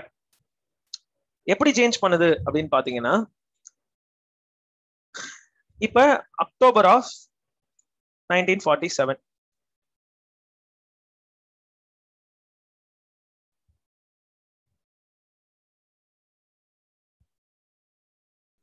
One second.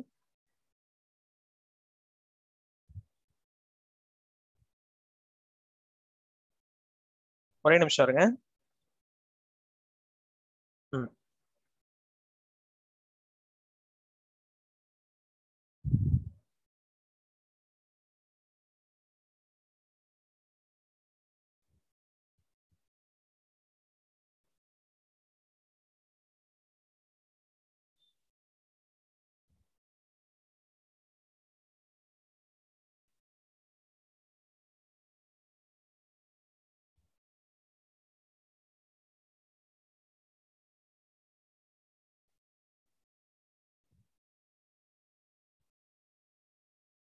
இப்ப பாத்தீங்கன்னா இந்த ஏரியால ஆப்கானிஸ்தான்றது இப்படி ஆரம்பிக்கும், இங்க இருந்து பாகிஸ்தான் ஆரம்பிக்கும், இதெல்லாம் ஓகே.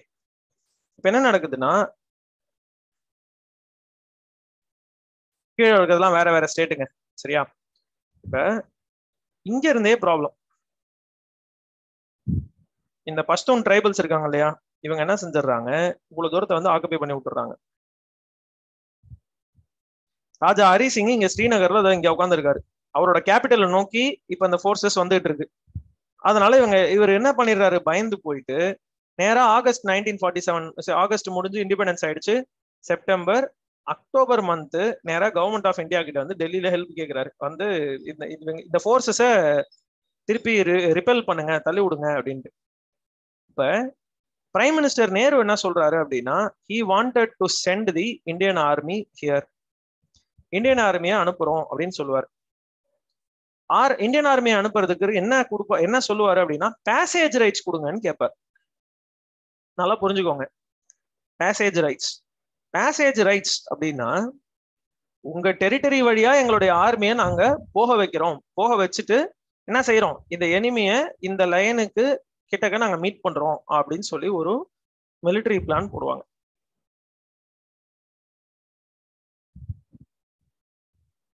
அதாவது எங்களுடைய ஆர்மி உங்க டெரிட்டரி வழியா போகும், போயிட்டு இந்த இடத்துல எந்த வர்ற இன்வேஷன் நடக்கக்கூடிய அந்த ட்ரைபல்ஸை நாங்க தடுத்து நிறுத்துறோம், அதுக்கு பிறகு என்னன்னு பார்த்துப்போன்ற மாதிரி ஒரு அரேஞ்ச்மெண்ட் தான். ஆனால் இந்த இடத்துல லார்டு மவுண்ட் பேட்டன் ரெண்டு இன்ஃப்ளூயன்ஸ் பண்ணுவார். ஒன்னு பாத்தீங்க அப்படின்னா, பிஃபோர் கிவிங் பேசேஜ் ரைட்ஸ், இந்த பாயிண்ட் அப்படியே எழுதிக்கோங்க. Before giving passage rights, before giving இல்ல, before asking, very sorry, before asking passage rights,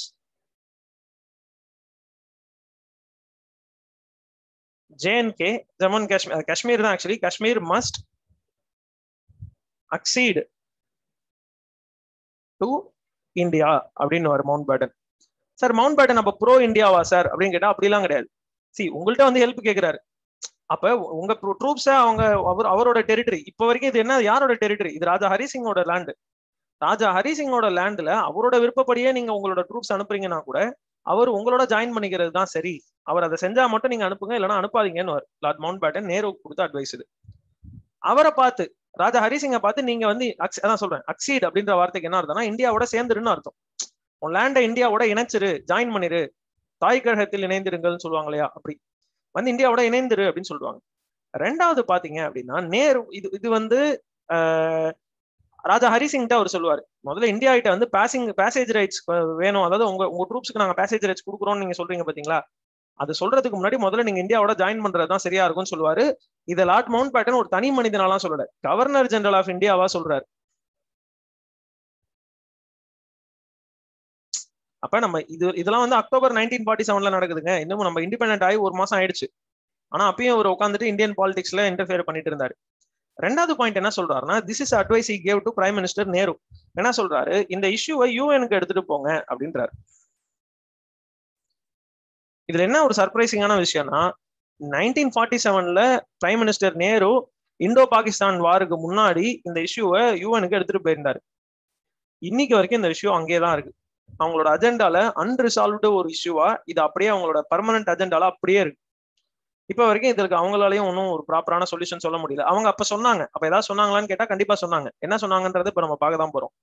ஆனால் இது யுனைடெட் நேஷன்ஸ்க்கு போனதுக்கு ஒரு முக்கியமான காரணம் லார்ட் மவுண்ட் பேட்டன், நீங்க புரிஞ்சுக்கணும். அது ஒரு பிரச்சனை. இப்ப என்ன நடக்குதுன்னா, இந்தியன் ஆர்மி இப்ப பேசேஜ் ரைட்ஸ் வந்து வருது. அக்டோபர் அன்னைக்கு என்ன நடக்குது அப்படின்னா, ஒரு நிமிஷம் இருங்க, I will show you now another thing. திருப்பி நான் இதே மேப்பை உங்களுக்கு காட்டுறேன்.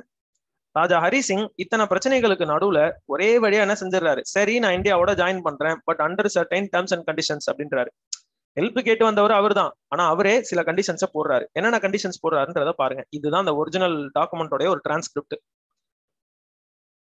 இண்டிபெண்டன்ஸ் ஆக்ட் அதெல்லாம் கொடுத்துருக்காங்களா, இதெல்லாம் விடுங்க. 26 அக்டோபர், 26th day of அக்டோபர்னு இருக்கு பாத்தீங்களா, 26 அக்டோபர் 1947 அன்னைக்கு ராஜா ஹரிசிங் தன்னோட ரெப்ரசன்டேட்டிவ் கையில இந்த டாக்குமெண்ட் 1.5 பேஜுக்கு ஒரு டாக்குமெண்ட் எடுத்து எழுதி கொடுத்து அனுப்புறாரு. என்னன்னா, நவ் தேர்ஃபார் ஐ ஸ்ரீமான் இந்தர் மஹிந்தர் ராஜராஜேஸ்வர் மகாராஜாதிராஜ் ஸ்ரீஹரி சிங், பேரு ஹரிசிங் தான், முன்னாடி இருக்கிறதுலாம் அந்த ராஜாதிராஜர், ராஜகம்பீரர், ராஜகுல திலகர், ராஜ பராக்கிரமர், ராஜ வைராக்கியர் அப்படின்ற டைட்டில்ஸ் தான். எனவே அவர் ஒரு ராயல் ஃபேமிலியை சேர்ந்தவர்ன்றதுனால அவருக்கு இதெல்லாம் ரொம்ப நார்மல். பேர் எழுதும் போதே இதெல்லாம் சேர்த்து தான் எழுதுவாங்க. எனவே அது பேருக்கு பின்னாடி வேற இங்க பாருங்க, ஜம்மு அண்ட் காஷ்மீர் நரேஷ் தாத்தா திபெத் ஆதி தேச ஆதிபதி ruler of Jammu and Kashmir state and in exercise of my சாவர்னிட்டின்னு எழுதிருக்காரு பாருங்க. மை சாவர்னிட்டினா எனக்கு முழுக்க இந்த லேண்ட்ல சாவர்னிட்டி இருக்கு, ஏன்னா அந்த லேண்டோட ரூலர் அப்படின்றாரு. இந்த ரூலர் ஆகிய நான் என்ன செய்யறேன், என்கிட்ட நீங்க ஒரு அப்ளிகேஷன் ஃபார்ம் எப்ப கொண்டாந்து நீட்டினீங்க, 1935 கவர்மெண்ட் ஆஃப் இந்தியா ஆக்ட் அப்ப நீட்டினீங்க. என்னன்னு நீட்டினீங்க, இதுல கையெழுத்து போட்டு ஃபெடரேஷன் ஆஃப் இந்தியால ஒரு மெம்பர் ஆகுன்னு. அந்த சமயத்துல நானே வந்து அதை சப்போர்ட் பண்ணேன். ஏன், நாங்க ஒரு ஃபெடரேஷனா இருக்க போறோம், அப்ப எங்க ஸ்டேட்டோட பவர் எங்கள்கிட்ட தான் இருக்கும், நாங்க ஒரு இண்டிபெண்டன்ட் கண்ட்ரி மாதிரி செயல்படுவோம், ஆனா நாங்க இந்தியாவுக்கு கீழே இருப்போம், ஃபெடரேஷன் ஆஃப் இந்தியா கீழே இருப்போம்னு சொல்லி. இது எப்போ, 1935. 1947 ஆகஸ்ட், ஒரு 2 மாசம் முன்னாடி என்கிட்ட வந்து இதே டாக்குமெண்ட் நீட்டினீங்க. நான் என்ன பண்ணிட்டேன், இந்த தேர்ட் ஆப்ஷன் டிக் பண்ணி இந்த டாக்குமெண்ட் எனக்கு வேணாம், எனக்கு ஏற்கனவே நீங்க ஒரு ஆப்ஷன் கொடுத்தீங்களே அதன்படி நாங்க வந்து டொமினியன் ஆஃப் இந்தியாவுக்கும் வேண்டாம், டொமினியன் ஆஃப் பாகிஸ்தானுக்கும் வேணாம், தனியா இருந்துக்கிறோம்னு சொல்லிட்டோம். ஆனால் இப்ப இந்த மாதிரி ஒரு த்ரெட் இருக்கு, எங்களுக்கு ஒரு மிலிட்டரி ப்ராப்ளம் இருக்கு. as a result of which எனக்கு வந்து எனக்கு நீங்க ஏற்கனவே கொடுத்த இந்த இன்ஸ்ட்ருமெண்ட் ஆஃப் அக்சஷன்ங்கிற ஆப்ஷனை நான் டிக் பண்றேன். என்ன பண்றேன், கம்யூனிகேஷன், டிஃபென்ஸ், கரன்சி, இது மூணுத்தையுமே நான் கவர்மெண்ட் ஆஃப் இந்தியா கிட்ட ஒப்படைக்கிறேன். ரிமைனிங் எல்லாமே என் கண்ட்ரோல்ல இருக்கணும்னு நினைக்கிறேன். பட் மற்ற ஸ்டேட்ஸ் மாதிரி நான் என்ன செய்யலைன்னா, கான்ஸ்டியூஷன் ஆஃப் இந்தியாவை அப்படியே நேரடியா நான் அக்செப்ட் பண்ணிக்க மாட்டேன். கான்ஸ்டியூஷன் ஆஃப் இந்தியா இன்னும் அமலுக்கே வரல, நல்லா புரிஞ்சுங்க. 1950 தான் கான்ஸ்டியூஷன் வரப்போகுது, பட் அப்ப இருக்கிறவங்களுக்கு அதெல்லாம் தெரியாது, கான்ஸ்டியூஷன் எழுதிட்டு இருக்காங்க. இப்ப நீங்க இந்தியாவுக்குன்னு ஒரு கான்ஸ்டியூஷன் எழுதுறீங்க இல்லையா, அதுக்கு நேரடியா என்ன ஒத்துக்கணும்னு எதிர்பார்க்காதீங்க அப்படின்னு சொல்லியிருப்பாரு. இந்த இன்ஸ்ட்ருமெண்ட் ஆஃப் அக்சஷன் என்ன சொல்லியிருக்காரு நல்லா கவனிங்க, இது ரொம்ப முக்கியங்க. இதுக்கு நம்ம கொஞ்சம் டைம் எடுத்துக்கிட்டாலும் பரவாயில்ல, நல்லா கொஞ்சம் கவனிங்க. ஐ hereby declare that I accede with the dominion of India. அப்படின்னா இந்தியாவோட நான் சேர்ந்துடலாம்னு முடிவு பண்ணிட்டேன். ஸ்கிரீன் நல்லா தெரியுதா உங்களுக்கு? 1 minute, எனக்கு என்னோட பேரலல் ஸ்கிரீன் போன்ல நான் லாகின் பண்ணிக்கிறேன். நீங்களே கொஞ்சம் ஜூம் பண்ணிக்கலாம்னு நினைக்கிறேங்க, பாத்துக்கோங்க ஸ்கிரீன்ல. I hereby declare that I accede to the dominion of India with the intent that the Governor General of India, Dominion Legislature, Federal Court, any other Dominion Authority, இதெல்லாம் ஓகே. என்னது, காஷ்மீரை ஸ்டேட்னு சொல்லியிருப்பாங்க. இனிமே எங்க பேர் வந்து the state of Jammu and Kashmir. இந்த இடத்துல ஸ்டேட்டுங்கிறது கண்ட்ரியை மீன் பண்ணுங்க, ஸ்டேட்னா ஒரு சின்ன பண்றது கிடையாது, சரியா? இவங்களை பொறுத்தளவுக்கு, அதாவது எங்களை பொறுத்தளவுக்கு நாங்க என்ன செய்யறோம், இந்த இன்ஸ்ட்ருமெண்ட் ஆஃப் அக்சஷன்ல கையெழுத்து போடுறோம். அந்த லாஜிக்ல தான் நாங்க வரோம். 1935 ஆக்ட்ல கொடுத்துருக்கிற இதுபடிதான் வரும். ஆனால் இப்ப நான் இந்த லிஸ்ட், இந்த டாக்குமெண்டோட சேர்த்து ஒரு ஷெட்யூலை மென்ஷன் பண்ணியிருக்கேன். ஷெட்யூல்னா ஒரு லிஸ்ட். இந்த ஷெட்யூல்ல சொல்லியிருக்கிற மேட்டர்ஸ்ல மட்டும் தான் டொமினியன் லெஜிஸ்லேச்சர்னு சொல்லியிருக்காரு. கவர்மெண்ட் ஆஃப் இந்தியா லெஜிஸ்லேச்சர்ங்கிற வார்த்தையை அவர் யூஸ் பண்ணல. ஏன்னா என்ன, அப்ப நம்ம ரிப்பப்ளிக் ஆஃப் இந்தியாவோ இல்ல ஒரு இந்தியாவே கிடையாது. அப்ப நம்ம டொமினியன் ஆஃப் இந்தியான்றது ஒரு சின்ன ஸ்டேட்டஸ், ஒரு கண்ட்ரியை விட ஒரு ஸ்டேட்டஸ் கம்மி அப்படி புரிஞ்சுக்கோங்களேன். ஒரு கண்ட்ரி ஒரு ஜூனியர் கண்ட்ரின்னு வச்சுங்களேன். அப்ப டொமினியன் லெஜிஸ்லேச்சர்னா அவர் எழுதியிருப்பார், டொமினியன் லெஜிஸ்லேச்சர் என்னுடைய காஷ்மீருக்கு சட்டங்கள் கிரியேட் பண்ணலாம். எதுல பண்ணலாம்? நான் ஒரு ஷெட்யூல் அட்டாச் பண்ணி கொடுத்துருக்கேன் பாரு, அதுல போட்டுருக்கிற மேட்டர்ஸ்ல பண்ணலாம்னு சொல்லிட்டு அதுல என்ன போட்டிருக்கோம், கம்யூனிகேஷன், டிஃபென்ஸ், கரன்சின்னு போட்டிருக்கோம். இந்த 3 மேட்டர்ல நீங்க எங்களுக்கு லா கிரியேட் பண்ணலாம், ரிமைனிங் எல்லாமே என்னோடது அப்படின்னு சொல்லியிருப்பாரு. இதெல்லாம் மத்த பாயிண்ட் எல்லாம் நம்ம விட்டுருவோம், நமக்கு இதெல்லாம் எதுவுமே தேவை. 6வது பாயிண்ட் தான் ரொம்ப ரொம்ப முக்கியம். நல்லா பாருங்க. Nothing in this instrument shall empower the Dominion legislature to make use of land for any purpose. But I hereby undertake that the union of should the Dominion for the purpose but I hereby undertake that should the Dominion for the purpose of a Dominion law applies in the state deem it necessary, which in this state deems necessary to acquire any land, I will at their request acquire the land at their expense, or if the land belongs to me, transfer it to them on such terms as may be agreed or default in our agreement determined by an arbitrator appointed by the Chief Justice of India. இந்த நீளமான பாயிண்ட்க்கு என்ன அர்த்தம் அப்படின்னா, என்னோட ஊர்ல நீங்க லேண்டை எடுக்க முடியாது. ஒரு டொமினியன் ஆஃப் இந்தியா, இந்தியாவுடைய சட்டம் என்னுடைய ஊர்ல இருந்து லேண்டை எடுக்க முடியாது. அப்படி எடுக்கணும்னு ஒருவேளை விருப்பப்பட்டாங்கன்னா கூட என்கிட்ட அவங்க ரிக்வெஸ்ட் பண்ணலாம். பை மீ, இந்த வார்த்தை கொடுத்துருக்காரு பாருங்க, I will at their request. Government of India என்கிட்ட ரிக்வெஸ்ட் பண்ணாங்க, டொமினியன் கவர்மெண்ட் என்கிட்ட ரிக்வெஸ்ட் பண்ணாங்க அப்படின்னா, தேவைப்பட்டா அவங்கள்ட்ட இருந்து காசோ இல்ல ஒரு மானிட்டரி இதையோ வாங்கி இங்க இருந்து ஒரு லேண்டை எடுத்து நான் கொடுப்பேன். அதுக்கு ஏதாவது ஒரு அக்ரிமெண்ட் போடுவோம். அது நம்ம சீஃப் ஜஸ்டிஸ் ஆஃப் இந்தியா யார் இருக்காரோ அவரை ஒரு நடுநிலையாளரா வச்சு அந்த லேண்டை தரதா வேணாமான்றதை நான் டிசைட் பண்ணிப்பேன் அப்படின்ட்டு. 7வது பாயிண்ட் அதோட முக்கியம். 6வது பாயிண்ட் லேண்டை பத்தி பேசுது. 7வது பாயிண்ட் ரொம்ப ரொம்ப முக்கியமான point. Nothing in this instrument shall be deemed to commit in any way to the acceptance of any future constitution of India. பின்னாடி ஒரு காலத்துல இந்தியால அரசியலமைப்பு சட்டம்னு வந்தாலும் அந்த கான்ஸ்டிடியூஷனை எங்களை ஃபோர்ஸ் பண்ணி அக்செப்ட் பண்ண வைக்க கூடாது. Or to fetter my discretion to enter into an agreement with the government of India under any such future constitution. Fetter my discretion அப்படின்னா எனக்கு தனிப்பட்ட உரிமை இருக்கு, இது என்னோட லேண்ட், சாவரனிட்டி. அப்ப என்ன நீங்க ஃபோர்ஸ் பண்ணி இந்தியாவில ஜாயின் பண்ணுன்னு சொல்லி உங்க ஃபியூச்சர் கான்ஸ்டிடியூஷன் மூலமா என்னைய மிரட்டக்கூடாது அப்படின்னு சொல்லியிருப்பாரு. இந்த கண்டிஷன்ஸ் அண்ட் டர்ம்ஸை ஒத்துக்கிறோம், அதாவது கவர்மெண்ட் ஆஃப் இந்தியா ஒத்துக்குச்சுன்னா காஷ்மீர் உங்களுடன் சேரும் அப்படின்னு சொல்லியிருப்பாரு. 8வது பாயிண்ட் பாருங்க. Nothing in this instrument affects the continuance of my sovereignty in and over the state, or save as provided by under this instrument the exercise of any powers, authority and rights now enjoyed by me as ruler of the state and the validity of law present in force in the state. அப்படின்னா இந்த லேண்டுங்கிறது என்னோட sovereignty கீழே இருக்கு, எந்த காரணம் மட்டும் இந்த சாவரனிட்டிங்கிறது எனக்கு அஃபெக்ட் ஆகல except for communication, defence and currency அப்படின்றாரு. அவ்வளவுதான். இது 1947 நான் கொடுத்துருக்கேன், நான் என் கைப்பட பொறுத்து என்னோட சீல் போட்டு கொடுத்துருக்கேன்னு சொல்லி இந்த டாக்குமெண்ட்டை பிரைம் மினிஸ்டர் நேருவுக்கு இவர் அனுப்புறாரு அக்டோபர் மந்த். உடனே என்ன ஆயிடுது அப்படின்னா, பாகிஸ்தானோட ஃபோர்ஸஸை நம்ம இங்கேருந்து போய் தடுத்து நிப்பாட்டுறோமே தவிர பின்னாடி தள்ளல. இதுல கான்ஸ்டியூண்ட் அசம்பிளிலே பிரச்சனை வந்துருச்சு. அசம்பிளில இருக்கிறவங்க எல்லாம் என்ன சொல்லிட்டாங்க அப்படின்னா, இந்த இன்ஸ்ட்ருமெண்ட் ஆஃப் அக்செஷன்ங்கிறது ஒரு ஃபேரான டீலா தெரியல. அதாவது காஷ்மீர் கொடுத்துருக்கிற ஸ்பெஷல் இன்ஸ்ட்ருமெண்ட் ஆஃப் அக்செஷன். ஏன்னா இன்ஸ்ட்ருமெண்ட் ஆஃப் அக்செஷன்ங்கிற டாக்குமெண்ட்டை வச்சுதான் மத்த பிரின்ஸ்லி ஸ்டேட்லாம் நம்மள்ட்ட ஜாயின் ஆனா, அவனும் சில கண்டிஷன் எல்லாம் போட்டான், ரைட். ஆனால் காஷ்மீர் நம்மளோட ஜாயின் ஆகிறதுக்காக அவன் போட்டிருக்கக்கூடிய டேர்ம்ஸ் அண்ட் கண்டிஷன்ஸ்ங்கிறது it is not very fair to other princely states. மத்த பிரின்ஸ்லி ஸ்டேட்ஸ் இதை பார்த்துட்டு ஒத்துக்க மாட்டாங்க, இது நமக்கு ஒரு பெரிய ஆபத்தை ஏற்படுத்தும், பேராபத்தை ஏற்படுத்தும் அப்படின்னு சொல்லி கான்ஸ்டியூண்ட் அசம்பிளி சண்டை போடுவாங்க. 2வது சண்டை எப்படி வரும் அப்படின்னா, இது இந்த மாதிரியான கண்டிஷன்ஸ் ஒன் செகண்ட், இந்த ஒருவேளை அப்படி பாகிஸ்தானி ஃபோர்ஸஸை வந்துட்டாங்க, நம்ம இந்த டேர்ம்ஸ் அண்ட் கண்டிஷன்ஸ் அக்செப்ட் பண்ணிட்டு அங்க போய் அவங்களுக்காக சண்டை போடுறோம் காஷ்மீரிஸ்க்காக அப்படின்னா, சண்டை போட்டுட்டு இவங்களை இங்கே நிறுத்தக்கூடாது, இந்த ட்ரைபல்ஸ் எல்லாரையும் பின்னாடி தள்ளணும், ரிப்பெல் பண்ணணும் அப்படின்னு சொல்லி ஒரு குரூப் சண்டை போடும். இதுக்கு பிரைம் மினிஸ்டர் நேரு என்ன சொல்லிட்டு வரனா, no, the issue has been taken to united nations, அவங்க டிசைட் பண்ணிப்பாங்க, அவங்களுடைய தலையீடு கீழே செய்வோம், நம்ம இங்க ஒரு ஃபுல் ஃபிளெஜ்டு வார் செய்ய வேணாம் அப்படின்னு டிசைட் பண்ணுவார். இதுக்கு 3 காரணம். ஒன்னு லார்ட் மவுண்ட் பேட்டனோட இன்ஃபுளுன்ஸ், 2வது பாத்தீங்கன்னா வேர்ல்டு வார் 2 இப்பதான் முடிஞ்சிருக்கு. ரொம்ப சிவியரான டெத், டெவஸ்டேஷன் அண்ட் டேமேஜ் இந்தியாவுக்கும் அதால ஏற்பட்டிருக்கு. காரணம், இந்தியன் சோல்ஜர்ஸ் ரொம்ப ஹெவியா போய் பார்ட்டிசிபேட் பண்ணிருக்காங்க. கிட்டத்தட்ட 2 மில்லியன் பேர், அதாவது 20 லட்சம் பேருக்கு மேல இந்தியால இருந்து போய் வாலண்டியர் பண்ணிருக்காங்க. இந்தியாவோட மெட்டீரியல் காஸ்ட்னு ஒண்ணு இருக்கு. எல்லா வகையிலும் இந்தியா சிவியரா ஒரு மிகப்பெரிய வாரால அஃபெக்ட் ஆனதுனால இன்னொரு வாரம் நம்ம இதுக்காக கிரியேட் பண்ண வேணாம் அப்படின்னு இருப்பாரு. இதுல காந்தியோட சென்டிமெண்ட்ஸ்ங்கிறது இன்னொரு ஒரு பக்கம். அப்ப காந்தி உயிரோட இருந்தாரு, அது ஒரு பிரச்சனை இருக்கு.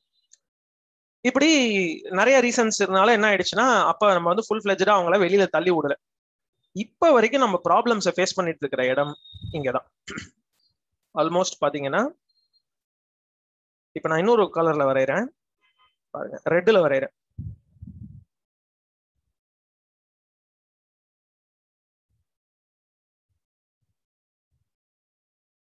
ரொம்ப அதிகமான பிரச்சனைகளை ஃபேஸ் பண்ணக்கூடிய இடம் இன்னைக்கு வரைக்கும் செக்யூரிட்டி ப்ராப்ளம் இருக்கிறது இந்த ஏரியா தான். Are you able to see this? Okay, இங்கதான் நமக்கு ப்ராப்ளம்ஸ் இருக்கு. ஏன் இங்கதான் நமக்கு ப்ராப்ளம்ஸ் இருக்கு அப்படின்னா, இப்ப ராஜா ஹரி சிங் நம்மள்ட்ட சரண்டர் பண்ணிட்டாரு, you are a part of இந்தியான்ற மாதிரி ஆயிடுச்சு. அதோட மட்டும் இல்லாம இந்தியன் கான்ஸ்டியூஷன் ஃபியூச்சர்ல என்ன பண்றீங்களோ இல்லையோ எங்களுக்கு தெரியாது, காஷ்மீரிஸா நாங்க என்ன செஞ்சு போனா எங்களுக்குன்னு ஒரு தனி கான்ஸ்டியூஷன் நடத்திப்போம், அந்த கான்ஸ்டியூஷனை எப்படி கிரியேட் பண்றோம், இதுக்கு யார் வராங்க என்ன ஏதுன்றதெல்லாம் நம்ம பின்னாடி பேசிப்போம், அதை ஃபியூச்சர்ல நெகோசியேட் பண்ணிக்கலாம்னு சொல்லி டிசைட் பண்ணுவாங்க. அதுதான் 1952ல நடக்கும். இப்ப நம்ம இன்னைக்கு பார்த்தது எல்லாமே, இப்போ வரைக்கும் பார்த்தது எல்லாமே எப்படின்னா ப்ரீ இண்டிபெண்டன்ட் இந்தியாவுடைய ஒரு கான்ஸ்டியூஷன், அதாவது இந்த கான்ஸ்டியூஷன் ப்ரீ கான்ஸ்டியூஷனல் இந்தியால காஷ்மீருடைய பிளேஸ் என்ன அப்படிங்கறத தான் பார்த்தோம். Fine, right. Raja Hari Singh 27th of October 1947 அன்னைக்கு அவர் 26th அன்னைக்கு கையெழுத்து, 5th அன்னைக்கு கையெழுத்து போட்டு கொடுத்ததை 27th அன்னைக்கு நம்ம அக்செப்ட் பண்ணிடுவோம், நம்ம கான்ஸ்டியூண்ட் அசம்பிளி வந்து அக்செப்ட் பண்ணிடும். இந்த மேட்டர் என்ன பண்ணிடுவாங்க, தூக்கி கொண்டு போய் நேரா யுஎன் செக்யூரிட்டி கவுன்சில் முன்னாடி கொண்டு போய் நிப்பாட்டுவாங்க. யுஎன் செக்யூரிட்டி கவுன்சில் என்ன சொல்லிடும், பிளெபிசைட் பண்ணுங்கன்னு சொல்லும். என்ன பண்ணும், இந்த இப்ப டிஸ்பியூட்டட் ஏரியான்றது இப்ப நான் ஷேட் பண்ற ஏரியா, இந்த ஏரியாவை தானே நீங்க டிஸ்பியூட் பண்றீங்க, இந்த டிஸ்பியூட்டட் ஏரியாவை நீங்க என்ன பண்ணுங்க, பிளெபிசைட் நடத்துங்க அப்படிங்க. சரி, இததான் பாகிஸ்தான் முன்னாடியே ரொம்ப கரெக்டா கெஸ் பண்ணிருப்பாங்க. இதுதான் அவங்களுடைய இந்த இடத்துல அவங்களோட பிரில்லியன்ஸ்ங்கிற அளவு கூட நீங்க சொல்லலாம். என்னன்னா, ஏன் இங்க ட்ரைபல்ஸ் வந்தாங்க அதர் தென் பாகிஸ்தானி ரெகுலர் ஃபோர்ஸஸ் அப்படின்றதுக்கு இதுதான் ஆன்சர். ட்ரைபல்ன்றவன் என்ன செய்வான், இங்க வந்து செட்டில் ஆயிடுவான், அவன் வந்து போர் மட்டும் புரியல, அங்கங்க செட்டில் ஆகி உட்காந்துருவான், டென்ட் வீடு மாதிரி போட்டு உட்காந்துருவான். உட்காந்துட்டு இந்த ஊர்ல தான் நான் என்ன செஞ்சுட்டு இருக்கேன், ஒரு 150 வருஷமா இருக்கேன், இங்க எங்க தாத்தா இங்கதான் செருப்பு தைச்சிட்டு இருந்தாருன்னு அவன் சொல்லலாம், ஒண்ணுமே செய்ய முடியாது. அப்ப இந்த மாதிரி ஒரு நேச்சுரல் இன்ஹாபிட்டன்ட் ஆஃப் தி பிளேஸ் மாதிரி அவனை பிரிட்டன் பண்ண வைக்கணும்ன்றது அந்த இடத்துல ஒரு பர்பஸ். சோ இப்ப யூஎன் என்ன சொல்லுதுன்னா, யூஎன் செக்யூரிட்டி கவுன்சில் ஸ்பெசிபிக்கா என்ன சொல்லுதுன்னா, பிளெபிசைட் நடத்துங்க அப்படிங்கிறது. பிளெபிசைட்டுங்கிறது என்னங்க, இந்தியாவோட ஜாயின் பண்றியா இல்ல பாகிஸ்தானோட ஜாயின் பண்றியா, இந்து பாக் அப்படின்னு சொல்லிட்டு மக்கள் கிட்ட ஒரு ஓட்டு எடுப்பு நடத்துறது.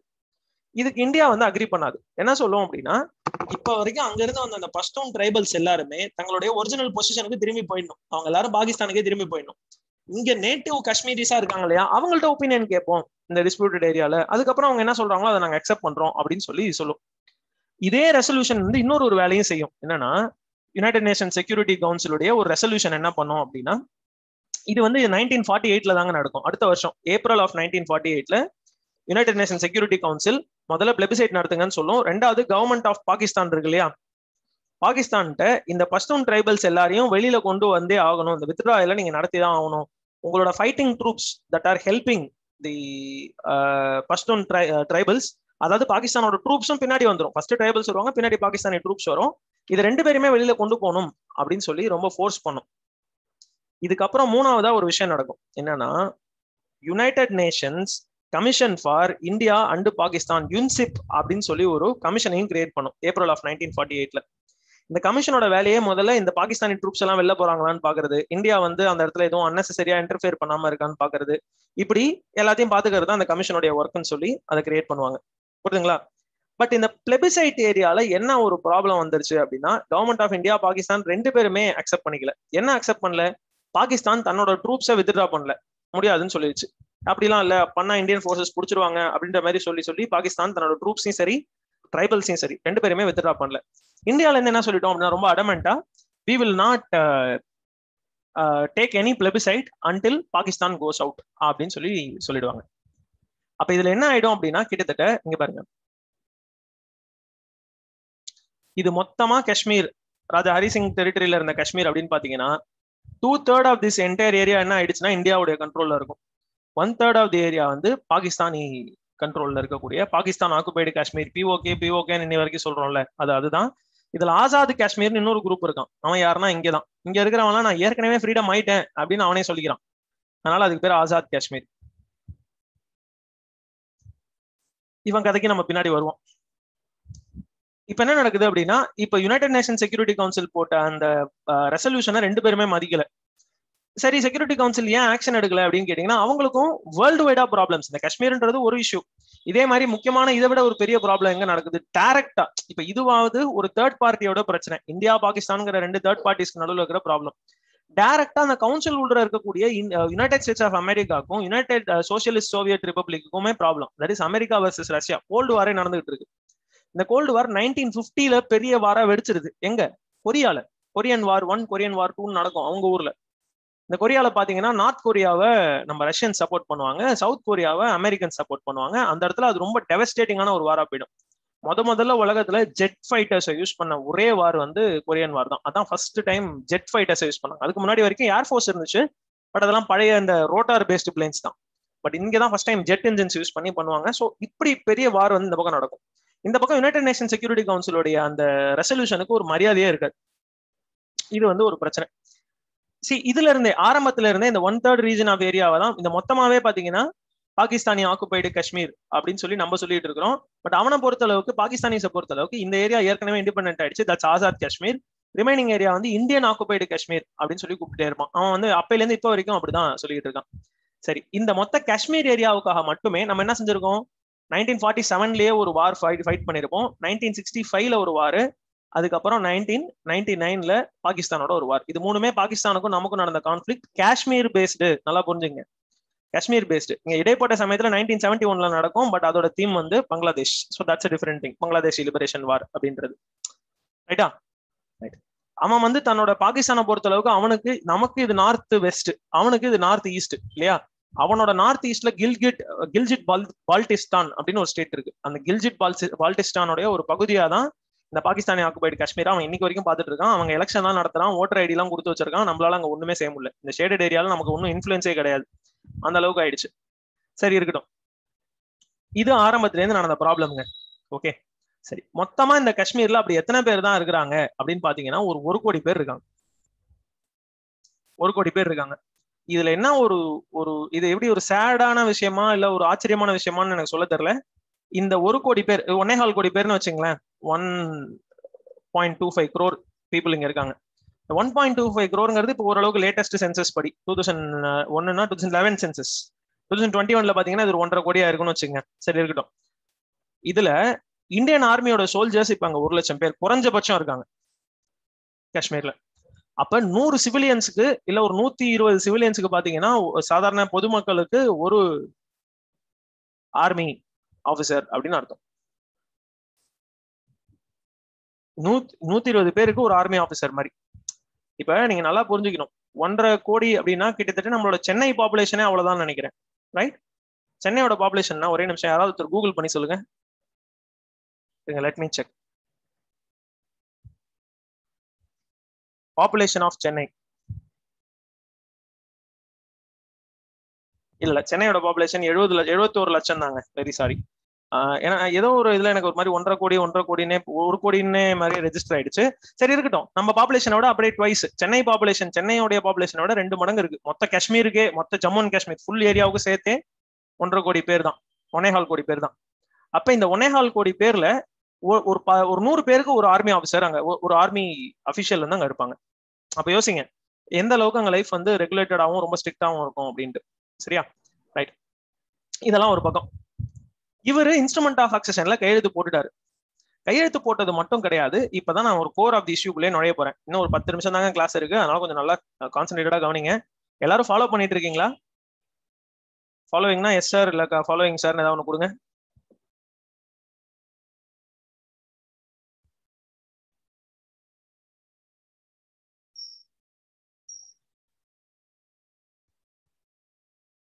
இப்ப நம்ம பேசினது எல்லாமே ப்ரீ இண்டிபெண்டன்ட் இந்தியாவோட ஹிஸ்டரி. இப்ப பேச போறது ப்ரீ கான்ஸ்டிடியூஷனல் இந்தியாவோட ஹிஸ்டரி. ப்ரீ கான்ஸ்டிடியூஷனல் இந்தியாவோட ஹிஸ்டரி அப்படின்னா 1947ல இருந்து 50க்குள்ள இருக்கக்கூடிய அந்த பீரியட் தான் பேசிட்டு இருக்கிறோம். இதுக்கு முன்னாடி வரைக்கும் பேசினது ப்ரீ இண்டிபெண்டன்ட் இந்தியாவோட ஹிஸ்டரி. அந்த ஹிஸ்டரியில காஷ்மீரோட ரோல் என்ன அப்படின்ட்டு இப்ப ப்ரீ கான்ஸ்டிடியூஷனல் இந்தியாவோட ஹிஸ்டரியை பேச போறோம். Okay, right. ரைட்டுங்க, இங்க பாருங்க. 26th October 1947 ராஜா ஹரிசிங் என்ன பண்றாரு? Science instrument of அக்சஷன். Instrument of அக்சஷன்னா உன்னோட சேர்ந்துக்கிற அப்ளிகேஷன் ஃபார்ம்ல கையெழுத்து போட்டேன்னு அர்த்தம் அப்படின்னு சொல்லி கையெழுத்து போட்டார். சரி, இருக்கட்டும். 1949ல தான் என்ன நடக்குது அப்படின்னா, நம்ம கான்ஸ்டிடியூண்ட் அசம்பிளி ஆஃப் இந்தியா இருக்கு இல்லையா, அசம்பிளின்னு எழுதுறேன், கான்ஸ்டிடியூஷன் புரிஞ்சுக்க போறீங்க. Constituent assembly of India article 370 அப்படின்னு ஒரு ஆர்டிகலை ஒத்துக்குது. 370ங்கிறது என்னன்றதை இப்ப பாத்துருவோம். ஆனா அதுக்கு முன்னாடி ஆர்டிகல் 370க்கு முன்னாடி நம்ம என்ன புரிஞ்சுக்கணும், இன்ஸ்ட்ருமெண்ட் ஆஃப் அக்சஷன் என்னென்ன கண்டிஷன் போட்டிருக்கு, அதுல சொல்லியிருக்கக்கூடிய அந்த இன்ஸ்ட்ருமெண்ட் ஆஃப் அக்சஷன்ல ஒரு ஷெட்யூல் அட்டாச் பண்ணிருப்பாங்க. அந்த ஷெட்யூலை தவிர வேற எதுக்குமே இந்தியாவுடைய லெஜிஸ்லேச்சருங்கிறது எங்களுக்கு செல்லாது. அதாவது இந்திய சட்டம் கம்யூனிகேஷன், டிஃபென்ஸ், கரன்சின்ற 3 ஐட்டத்தை தவிர வேற எந்த சட்டம் நீங்க போட்டீங்கன்னாலும் காஷ்மீர்ல அது செல்லாதுன்னு அதுலயே அவர் கைது போட்டிருப்பாரு. ரெண்டாவது லேண்ட், காஷ்மீரோட லேண்டை எந்த காரணத்தை மட்டும் இந்திய சட்டங்கள் மூலமா லேண்ட் எடுக்க முடியாதுன்னு லேண்டுக்கு மட்டும் தனியா ஒரு ப்ரொவிஷன் சொல்லியிருந்தாரு. இந்த 2 ப்ரொவிஷனுமே அவருடைய ஒரிஜினல் இன்ஸ்ட்ருமெண்ட் ஆஃப் அக்சஷனே உங்களுக்கு நான் காமிச்சு எக்ஸ்பிளைன் பண்ணிட்டேன். கரெக்டா? 3வது என்ன பண்ணிருப்பாரு அப்படின்னா, எங்களுக்கு நாங்க despite future constitution of India, ஒருவேளை எதிர்காலத்துல இந்தியா ஒரு கான்ஸ்டியூஷன் எழுதுனீங்க அப்படின்னாலும் அதை தவிர எங்களுக்கு நாங்க ஒரு கான்ஸ்டியூஷன் எழுதிப்போம் அப்படின்றதையும் அதுலயே கொடுத்திருப்பாரு. இந்த டிமாண்டு பின்னாடிதான் ஃபுல்ஃபில் ஆக போகுது. பட் இது எல்லாத்தையுமே ஒன்னா சேர்த்து அவரோட இன்ஸ்ட்ருமெண்ட் ஆஃப் அக்சஷன்ல அவர் போட்ட கண்டிஷன்ஸ் அண்ட் நம்ம ஒரு சில இதெல்லாம் வச்சிருப்போம். சரி, நான் உங்க கண்டிஷன்லாம் ஒத்துக்கிறேன், பட் நான் சொல்றதெல்லாம் நீ ஒத்துக்கணும், நாங்க பிரசிடென்ஷியல் ஆர்டர் மூலமா தான் இதெல்லாம் செய்வோம் அப்படின்னு சொல்லி சில ட்ரிக்ஸ் எல்லாம் வச்சுதான் நம்ம என்ன செஞ்சிருப்போம்னா ஆர்டிகல் 370 அப்படின்னு ஒரு ஆர்டிகல் கிரியேட் பண்ணிருப்போம். இத கான்ஸ்டியூண்ட் அசம்பிளி 1949 அக்டோபர் மாசம் தான் ஒத்துக்கும். அப்ப அதாவது அவர் வந்து ஜாயின் ஆன பர்பஸே என்னங்க, அவர்களோட டேர்ம்ஸ் கண்டிஷன்ஸ் எல்லாம் போட்டு நெகோசியேட் பண்ணிலாம் ஜாயின் பண்ணல. அவசரமா வந்தா கூட கண்டிஷனோட தான் வருவாரு. அவர் வந்து இப்ப உயிர் போற பிரச்சனை இன்னும் ஒரு 20 நாள் விட்டானா அவன் வந்து அந்த பஷ்தூன் ட்ரைப்ல என்ன பண்ணிடுவான், ராஜா ஹரிசிங்க நேரா வந்து நெத்திலே சுட்டுருவான். சுட்டுட்டு இனிமே இது வந்து எங்க இடம் தான் சொல்லிடுவான். அப்ப அவர் தன்னையும் தன்னுடைய மக்களையும் காப்பாத்திக்கிறதுக்காக அப்படி பண்ணாரு. ஆனா பண்ணும் போதே நிறைய கண்டிஷன்ஸ் எல்லாம் போட்டுதான் பண்ணிருக்காரு. அதுதான் இன்ஸ்ட்ருமெண்ட் ஆஃப் அக்சஷன் எல்லாமே. ரைட். ஸோ 1949ல இந்த அக்டோபர் மாசமே பாத்தீங்க அப்படின்னா இந்த கான்ஸ்டியூஷன் ஆஃப் இந்தியால இந்த ஆர்டிகல் 370ங்கிறத எனாக்ட் பண்ணிடுறாங்க. பண்ணிட்டு அவங்களுக்குன்னு சொல்லி சில ஸ்பெஷல் ரைட்ஸ் எல்லாம் கொடுக்குறோம் இல்லையா, அதுக்கு என்ன பேர் வச்சிருக்காங்கன்னா ஸ்பெஷல் ஸ்டேட்டஸ் அப்படின்னு சொல்றாங்க. ஸ்பெஷல் ஸ்டேட்டஸ் ஆஃப் JNK அப்படிங்கறத என்ஷூர் பண்ணக்கூடிய ஆர்டிகல் 370 கிரியேட் பண்றாங்க. இந்த 370ல கொடுத்திருக்கக்கூடிய பவர்ஸ் மூலமா பின்னாடி ஆர்டிகல் 35A அப்படின்னு ஒரு ஆர்டிகல் கிரியேட் பண்ணுவாங்க. நம்ம இதை பத்தி பின்னாடி பேசுவோம். இதுதான் என்ன பண்ணுதுன்னா, அவர் ஹரிசிங் இன்ஸ்ட்ருமெண்ட்ல சொன்னார் இல்லையா, லேண்ட் எங்க ஊர்ல எதுவும் பண்ணக்கூடாதுன்னு சொல்லிட்டு, இந்த லேண்ட் ரிலேட்டட் ப்ரொவிஷன்லாம் 35A தான் வரும். அதெல்லாம் பின்னாடி தான் சொல்லியிருப்பாங்க. சரி, anyway 370 itself I will explain. அதை பத்தி ஒன்றும் பிரச்சனை இல்லை. பட் இப்போதைக்கு புரிஞ்சுக்கோங்க, 370ங்கிறது இப்பதான் கிளியர், அதாவது அது ஃபார்ம் ஆகுது. இதோட ப்ரொவிஷன்ஸ் பின்னாடி பேசப்படும். ஜூலை ஆஃப் 1951, 1950ல கான்ஸ்டியூஷன் ரிலீஸ் ஆயிடுச்சு. ஓகே, புது படம் மாதிரி வேகமா ஓடுது, எல்லாம் ரைட்.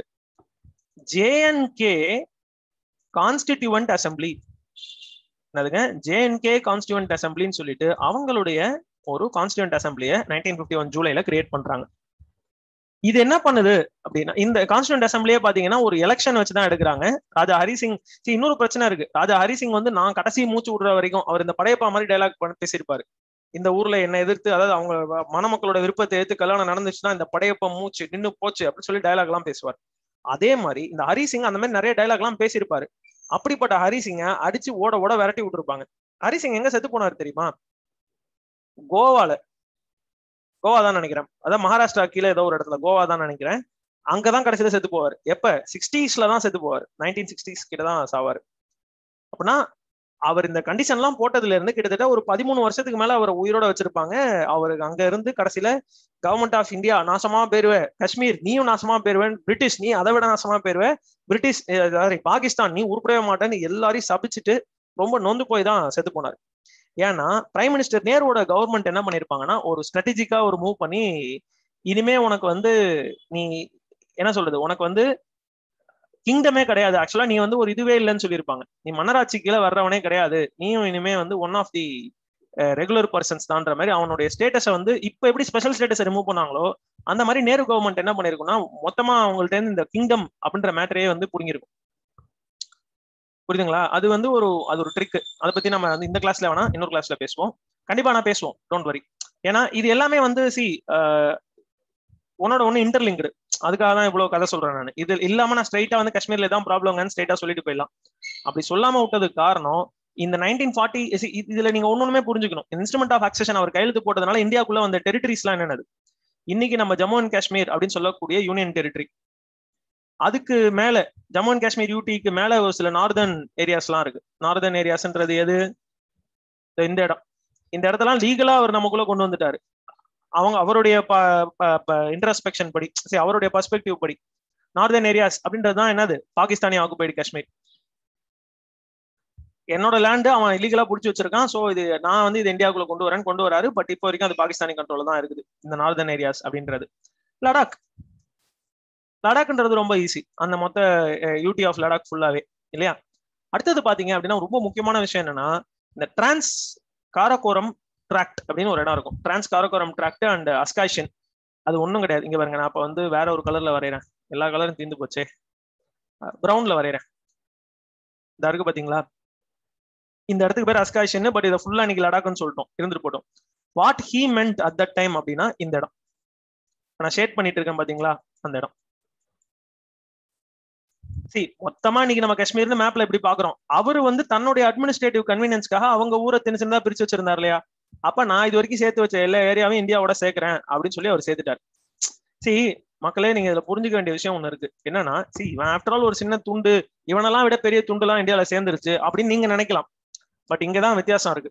உங்களோட பெர்ஸ்பெக்டிவ்ன்றது ஒரு யூபிஎஸ்சி ஆஸ்பிரண்டா ரொம்ப கேர்ஃபுல்லாவும் ரொம்ப சென்சிட்டிவாவும் இருக்கணும். எப்படின்னா, இப்ப தமிழ்நாடுடைய சைஸே வந்து பாத்தீங்க அப்படின்னா பிரான்ஸுக்கு ஈக்குவலண்டான ஒரு சைஸ், இல்ல ஜெர்மனிக்கு ஈக்குவலண்டான ஒரு சைஸ். பாப்புலேஷன் வைஸ் கண்டிப்பா நம்ம அவங்களெல்லாம் தாண்டியே போயிட்டோம்.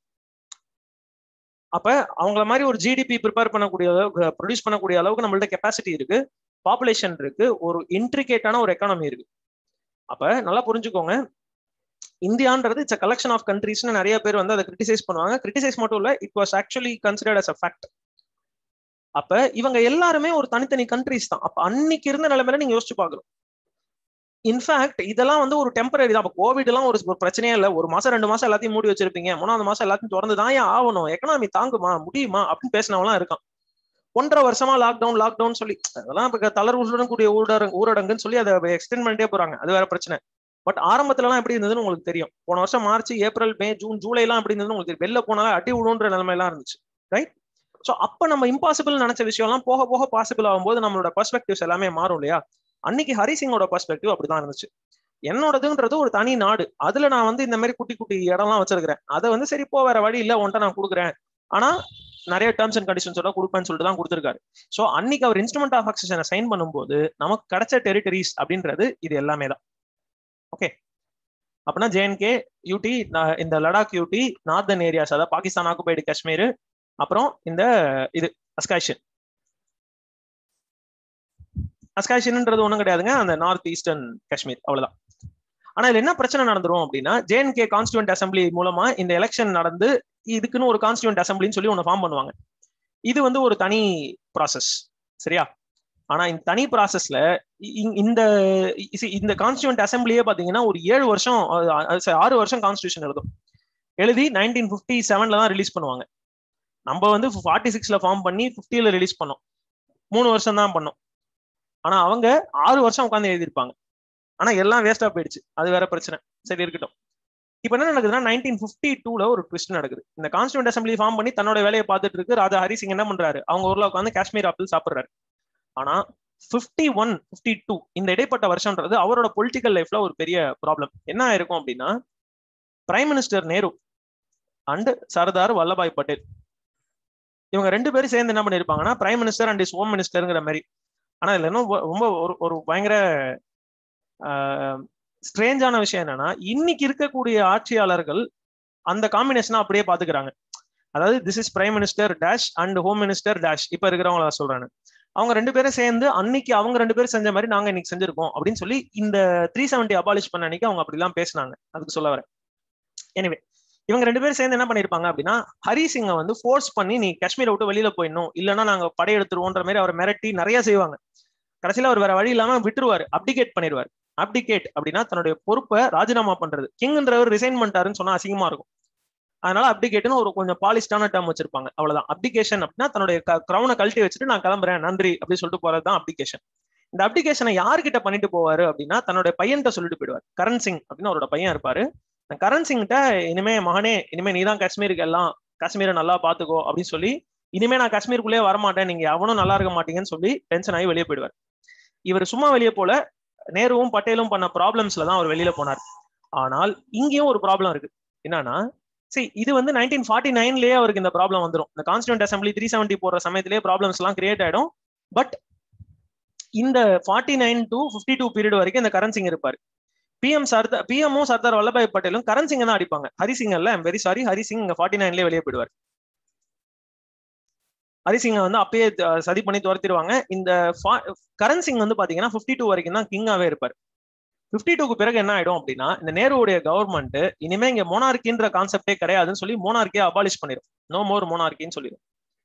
இந்த கரண் சிங்குக்கு ஒரு புது டைட்டில் கொடுப்பாங்க. என்னன்னா, இந்த டைட்டில் நோட் பண்ணீங்க, இந்த வார்த்தை ரொம்ப முக்கியம். சதர் இ ரியாசத் அப்படின்னு ஒரு டைட்டில் கொடுப்பாங்க. சதர் இ ரியாசத் அப்படின்னா ஹெட் ஆஃப் ஸ்டேட்னு அர்த்தம். ஹெட் ஆஃப் ஸ்டேட்டுங்கிறது இந்தியாவுக்கு யாருங்க? இந்தியாவோட ஹெட் ஆஃப் ஸ்டேட் யாருன்னு சொல்லி ஒரு அன்மியூட் பண்ணிட்டு சொல்லுங்க பாப்போம். I think you have the power to unmute yourself. President Ramnath Kovind அப்படின்றவர் தான் இன்னைக்கு நமக்கு ஹெட் ஆஃப் ஸ்டேட். இந்தியாவுடைய ஃபர்ஸ்ட் சிட்டிசன் அப்படின்றது அவர் தான். அப்ப இந்த டைட்டில் சதர் இ ரியாசத் அப்படின்ற டைட்டில வந்து அவரு கரண் சிங்க்கு அப்ப கொடுப்பாங்க. அப்படின்னா என்ன அர்த்தம்? பிரசிடென்ட் ஆஃப் காஷ்மீர்னு அர்த்தம். புரியுதுங்களா? இன்னும் அவங்க கான்ஸ்டியூஷன் வந்து அமலுக்கு வரல. 1952லயே இதெல்லாம் நடந்துருது. 52லயே இந்த மொனார்கியை அபாலிஷ் பண்ணிட்டு, ராஜா ஹரிசிங் தானே அவங்க பேரு, சரி ராஜா கரண் சிங் தானே அவங்க பேரு, மன்னிக்கணும் இனில இருந்து நீங்க ராஜா கரண் சிங் இல்ல, இனிமே நீங்க பேர் ஹெட் ஆஃப் ஸ்டேட் அப்படின்றாங்க. என்ன டைட்டில் தானே மாறுதுன்ற மாதிரி ஆயிடுச்சு. அவரால் ஒன்றும் செய்யவும் முடியலன்னு வச்சுங்களேன். கரண் சிங்காலையும் அப்போ ஒன்றும் செய்ய முடியல. ஏன்னா அவருக்கு வந்து பொலிட்டிக்கல் பவர் வந்து இல்ல. இதுல இந்த சமயத்துல ரொம்ப ஒரு ரைசிங் ஸ்டார் காஷ்மீர்ல யாரு அப்படின்னு பாத்தீங்கன்னா ஷேக் அப்துல்லா அப்படின்னு ஒரு கேரக்டர். ஷேக் அப்துல்லா இவர் ஹரிசிங் இருந்த சமயத்திலேயே ஹரிசிங் ஒழிகன்னு சொல்லி அவரை பார்த்தே சத்தம் போட்டவர். ஹரிசிங்கை எதிர்த்து நிறைய போராட்டம் எல்லாம் பண்ணியிருக்காரு. ஏன்னா அவர் ஒரு ஹிந்து கிங்ன்றது ஒரு ப்ராப்ளம் இவருக்கு பிடிக்கல. பிளஸ் பல ரீசன்ஸ். அவருடைய ரிலீஜியஸ் பாலிசின்றது ஒரு சைடு. ரெண்டாவது வந்து காஷ்மீரிஸை வந்து காஷ்மீரிஸ் தான் ரூல் பண்ணணும், நீ ஒரு காஷ்மீரியா கிடையாது, நீ ஒரு அந்நிய சக்தி, பிரிட்டிஷோட சேர்ந்துட்ட அப்படி சொல்லி அவர் திட்டிகிட்டே இருந்திருப்பாரு. இந்த ஷேக் அப்துல்லாவை தான் என்ன செஞ்சிருப்பாங்க 1952லனா பிரைம் மினிஸ்டர் ஆஃப் காஷ்மீரா மாத்தி விட்டுருப்பாங்க. ஷேக் அப்துல்லாவுக்கு பயங்கர சந்தோஷமாயிரும். ஏன்னா இவ்வளவு வருஷமா நான் வந்து எவ்வளவு கஷ்டப்பட்டிருக்கேன், என்னுடைய கஷ்டத்துக்கெல்லாம் பலன் கிடைச்சிருச்சு அப்படின்னு சொல்லி ஒரு எப்படி சொல்றது ரொம்ப சந்தோஷமா இது பண்ணிருப்பாங்க. என்னுடைய பிட்டர் எனிமி இப்ப ஷேக் அப்துல்லாவுக்கு 3 சந்தோஷம். ஒண்ணு, நான் பிரைம் மினிஸ்டர் ஆயிட்டேன். பிரைம் மினிஸ்டர், சீஃப் மினிஸ்டர் கிடையாது, நல்லா புரிஞ்சுங்க, பிரைம் மினிஸ்டர். என்னுடைய பிட்டர் எனிமி யாரு? ராஜா ஹரிசிங். அவரை விரட்டி மகாராஷ்டிராவுக்கோ, அதான் பாம்பேயோ பாம்பேக்கு தான் அனுப்புவாங்கன்னு நினைக்கிறேன். அதான் அந்த கோவா ஏரியால தான் எனக்கு மறந்து போச்சு. அந்த கோவா ஏரியாவுக்கு அவரை விரட்டி விட்டாச்சு. இனிமே காஷ்மீர் லேண்டுக்குள்ள அவர் காலை வைக்க முடியாத மாதிரி பண்ணிட்டோம். 2. 3வது பாத்தீங்கன்னா இனிமே இங்க மொனார்கியே கிடையாது. அப்ப பொலிட்டிக்கல் பவர் தான். பொலிட்டிக்கல் பவர் இப்ப என்கிட்ட இருக்கு. பின்னாடி வரக்கூடிய எல்லா எலெக்ஷன்ஸ்லயும் நானும் என்னோட சந்ததியினர் தான் ஜெயிப்பாங்க. காரணம் நாங்க எல்லாருமே ஹார்ட் கோர் காஷ்மீரிஸ் அப்படின்னு சொல்லி அவருக்கு ஒரு 3 வகையான சந்தோஷம். கவர்மெண்ட் ஆஃப் இந்தியா இதெல்லாம் பாசிபிள் பண்ணிருக்கு, அப்ப கவர்மெண்ட் ஆஃப் இந்தியா ரொம்ப நல்லவங்க அப்படின்னு நினைச்சிருப்பாரு. இப்ப என்ன நடந்து போயிடும் அப்படின்னா, இந்த இன்சிடென்ட் நடந்து முடிஞ்ச புதுசுலயே அப்படியே இங்க வா ஷேக் அப்துல்லா இப்படி வா அப்படின்னு சொல்லி அவர் அப்படியே அரெஸ்ட் பண்ணிடுவாங்க. இவர் அரெஸ்ட் பண்ணதுல இருந்து தொடர்ந்து இவர் கிட்டத்தட்ட ஒரு 10 வருஷம் ஜெயில இருப்பாருங்க. பிரைம் மினிஸ்டர் ஆஃப் காஷ்மீரா ஒரு நாள் இருப்பாரு, கொஞ்ச நாள்ல பாத்தீங்கன்னா அவர் ஒரு ஜெயில் கைதியா மாறிடுவார். இது வந்து கண்டினியூஸா இந்த ப்ராப்ளம் நடந்துகிட்டே இருக்கும். இதை தவிர்த்து தனியா கான்ஸ்டியூண்ட் அசம்பிளி ஆஃப் காஷ்மீருங்கிறதெல்லாம் இந்த இன்சிடென்ட் எல்லாம் இப்படி பார்த்து கதை எழுதிட்டு இருக்கு. அது தன்னோட கான்ஸ்டியூஷனை எழுதிட்டு இருக்கு. எழுதுறதோட மட்டும் இல்லாம 1957ல அது தன்னோட கான்ஸ்டியூஷனை ரிலீஸ் பண்ணுது. காஷ்மீரி கான்ஸ்டிடியூஷன் அப்படின்னு சொல்லி ஒரு கான்ஸ்டியூஷனை ரிலீஸ் பண்ணுது. இதுக்கும் பாத்தீங்கன்னா ரிபப்ளிக் டே அன்னைக்கு தான் செய்வோம் அப்படின்னு சொல்லி 26 ஜனவரி 1957 அன்னைக்கு நாங்க ஒரு காஷ்மீரிங்கிறவங்க தனியா ஆயிட்டோம் அப்படின்னு சொல்லி பேசிப்பாங்க. இதுல என்ன ஒரு ட்விஸ்ட் அப்படின்னா, நிறைய பேருக்கு இந்த காஷ்மீரி கான்ஸ்டியூஷன்ல என்ன இருக்குன்றதுக்கு ஒரு தெரியறதுக்கு வாய்ப்பு இல்லை. உங்களுக்கு நான் கரண்ட் அஃபேர்ஸ் கிளாஸ்ல காமிச்சிருக்கேனான்னு சொல்லி எனக்கு ஞாபகம் இல்லை. Have I shown you constitution of Kashmir? ஏதாவது உங்களுக்கு காமிச்சிருக்கேனா? நோ சார், காமிச்சது இல்லை இல்லையா? ஓகே, இனிமே நான் இப்ப காட்டுறேன், ஒரே நிமிஷம் இருங்க. அவங்க கான்ஸ்டியூஷன் வந்து இப்ப ஆக்சுவலி அது பேண்டுன்னு சொல்ல முடியாது, அது ஒர்த்லெஸ். இப்ப அதுக்கு வந்து எஃபெக்ட் இல்லாம போயிடுச்சு. நான் இப்ப காட்டுறேன் பாருங்க. பொதுவாக அதை காட்ட மாட்டாங்க, ஏன்னா அதுக்கு ஒரு ப்ராப்ளம் இருக்கு. பட் பரவாயில்ல, அதெல்லாம் ஒன்றும் இல்லை. உங்களுக்கு படிக்கணும் தெரிஞ்சுக்கணுங்கிறது ஒண்ணு இருக்குல்ல. இருங்க, எப்படி நம்ம கான்ஸ்டியூஷன்ல ஆர்டிகல்ஸ் பார்ட் எல்லாம் வச்சிருக்கிறோமோ அது மாதிரி அவங்க இதுல பிரியாம்பிள் ஒன்று வச்சிருப்பாங்க. ப்ரிலிமினரின்னு சொல்லிட்டு ஷார்ட் டைட்டில், கமென்ஸ்மெண்ட், டெஃபினேஷன் வச்சிருப்பாங்க. எப்பவுமே தெரிஞ்சுங்க, ஷார்ட் டைட்டில் அப்படின்றது கமென்ஸ்மெண்ட் அப்படிங்கிறதுலாம் என்னைக்கு ஆரம்பிக்கிறோம், எங்களுடைய இது தொடக்கம் இருக்குன்னு சொல்றது பேசுறது தான் இது. Relationship with union of India, part 2 இந்த ஸ்டேட்டுங்கிறதுல யூனியன் ஆஃப் இந்தியா தான் அவங்களோட ஆர்டிகல் 3. இந்த ஆர்டிகல் 3ல என்ன சொல்லியிருக்காங்கன்னு பாருங்க. Rights of women, duty to foster equality, secularism, கவர்னர்னா யாரு, கவுன்சில் ஆஃப் மினிஸ்டர்ஸ்னா யாருன்னு சொல்லி கான்ஸ்டியூஷன் ஆஃப் இந்தியா எப்படி இருக்குதோ அந்த மாதிரி இவங்களும் தன்னுடைய ஓன் வெர்ஷனை 6 வருஷமா உட்காந்து நீளமா எழுதியிருக்காங்க. இருங்க, இன்னும் அவங்களோட ஆர்டிகல்ஸே முடியல. எனக்கு பேஜே கொஞ்சம் ஸ்லோவா தான் லோட் ஆகுது. உங்களுக்கு தெரியுதா உங்களோட டிவைஸ்ல? தெரியும், ஹைகோர்ட் பார்த்துட்டு இருப்பீங்கன்னு நினைக்கிறேன். ஹைகோர்ட் ஜட்ஜ் எப்படி தூக்குறது, சுப்ரீம் கோர்ட்ல எப்படி தூக்குறதுன்னு சொல்லி நிறைய எழுதியிருப்பாங்க. பப்ளிக் சர்வீசஸ், அவங்களுடைய JNK பப்ளிக் சர்வீஸ் கமிஷன், அதை பத்தி எல்லாம் எழுதியிருப்பாங்க. லோட் ஆக மாட்டேங்குதே. முக்கியமான நேரம் பார்த்து மானத்தை வாங்கிடுச்சுங்க, கொஞ்சம் இருங்க.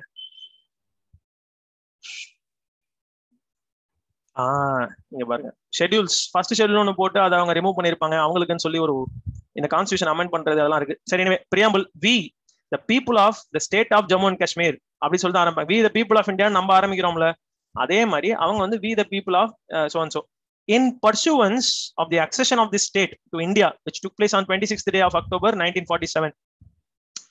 இதுல என்ன சொல்லியிருக்காங்கன்னா, நல்லா புரிஞ்சுக்கோங்க, நாங்க பீப்புள் ஆஃப் காஷ்மீர் இந்தியன் கவர்மெண்டோட நாங்க எப்போ ஒரு டீல் போட்டு அவங்களோட ஜாயின் பண்ணோம், 26th day October of 1947 join பண்ணோம். அது தொடர்பா to further define the existing ரிலேஷன்ஷிப்னு சொல்லியிருப்பான். அப்படின்னா யூனியன் ஆஃப் இந்தியாவுக்கும் எங்களுக்கும் இருக்கக்கூடிய எக்ஸிஸ்டிங் ரிலேஷன்ஷிப்பை இன்னும் கொஞ்சம் டீடைல்டா டிஃபைன் பண்ண போறோம் அப்படின்னு சொல்லியிருப்பாங்க. அதுலயே பக்கத்துல என்ன கொடுத்துருக்கான் பாருங்க, state with union of India as an integral part thereof அப்படின்னு சொல்லிட்டு. அப்படின்னா இந்தியாவுடைய ஒரு அசைக்க முடியாத பார்ட்னாங்க, பட் எங்களுக்கும் அவங்களுக்கும் என்ன டைப் ஆஃப் ரிலேஷன்ஷிப் இருக்குன்றதை இப்ப நாங்க உங்களுக்கு சொல்ல போறோம் அப்படின்னு சொல்லி தான் அவனோட பிரியாம்பிள், அவன் கான்ஸ்டிடியூஷனுடைய இன்ட்ரோடக்ஷனே அப்படிதான் இருக்கு. அப்புறம் ஆர்டிகல் 3 பாருங்க. பார்ட் 1 ப்ரிலிமினரி அந்த டெஃபினேஷன்ஸ் எல்லாம் விட்டுருவோம், இதெல்லாம் நமக்கு வேணாம். நாங்க அப்படின்னு சொல்லும்போது யாரை சொல்றோம், அவங்க அப்படின்னு சொல்லும்போது யாரை சொல்றோம் அப்படின்னு சொல்லிட்டு அதெல்லாம் இருக்கு. The state, இதுதான் core. Relationship with the state, relationship of the state with the union of India. The state of Jammu and Kashmir is and shall be an integral part of Union of India. புரியுதுங்களா? அவன் மொதல் point என்ன சொல்லியிருக்கான், அவனோட கான்ஸ்டிடியூஷனுடைய ஆக்சுவலா start ஆகிற மொதல் point article 3ல the state of Jammu and Kashmir is and shall be. இன்னைக்கும் இப்பவும் அது இந்தியாவோட ஒரு பார்ட் தான், எப்பவுமே அது இந்தியாவோட ஒரு யூனியன் ஆஃப் இந்தியாவோட ஒரு இன்டெகிரலான பார்ட்னு சொல்லியிருக்கான். ரெண்டாவது டெரிட்டரி ஆஃப் த ஸ்டேட்னு சொல்லியிருக்கான் பாருங்க. The territory of the state shall comprise all the territories which on the 15th day of August 1947 were under the sovereignty or the suzerainty of the ruler of the state. அப்படின்னா அன்னைக்கு ராஜா ஹரிசிங்கோடைய கண்ட்ரோலுக்கு கீழே அவருடைய legal டெரிட்டரின்னு சொல்லி வச்சிருந்த 26th August 1947 அன்னைக்கு, sorry 15th August 1947, அதாவது independence நடக்கிற சமயத்துல ஏன் அவங்க 26th October சொல்லல, அவர் இன்ஸ்ட்ருமெண்ட் ஆஃப் அக்செஷன் கையெழுத்து போட்ட டேட் அவங்க ஏன் சொல்லல? ஏன்னா அந்த டேட்ல ராஜா ஹரிசிங்கோட டெரிட்டரி என்ன ஆயிட்டு, சுருங்கி போயிடுச்சு. பாகிஸ்தான்ல இருந்து வந்து ஆக்குபை பண்ணவங்க நிறைய ஏரியாவை பிடிச்சிட்டாங்க இல்லையா? சோ 15th August 1947 அன்னைக்கு ரூலர் ஆஃப் தி ஸ்டேட்னு இருந்தவர் யாரு, ராஜா ஹரிசிங். அவருடைய தலைமையில இருந்த ஆட்சியில என்னென்ன ஏரியாஸ் எங்களுக்கு கீழே இருந்துச்சோ அது எல்லாமே ஜம்மு அண்ட் காஷ்மீர்ங்கிற இடத்த சேர்ந்தது அப்படின்னு.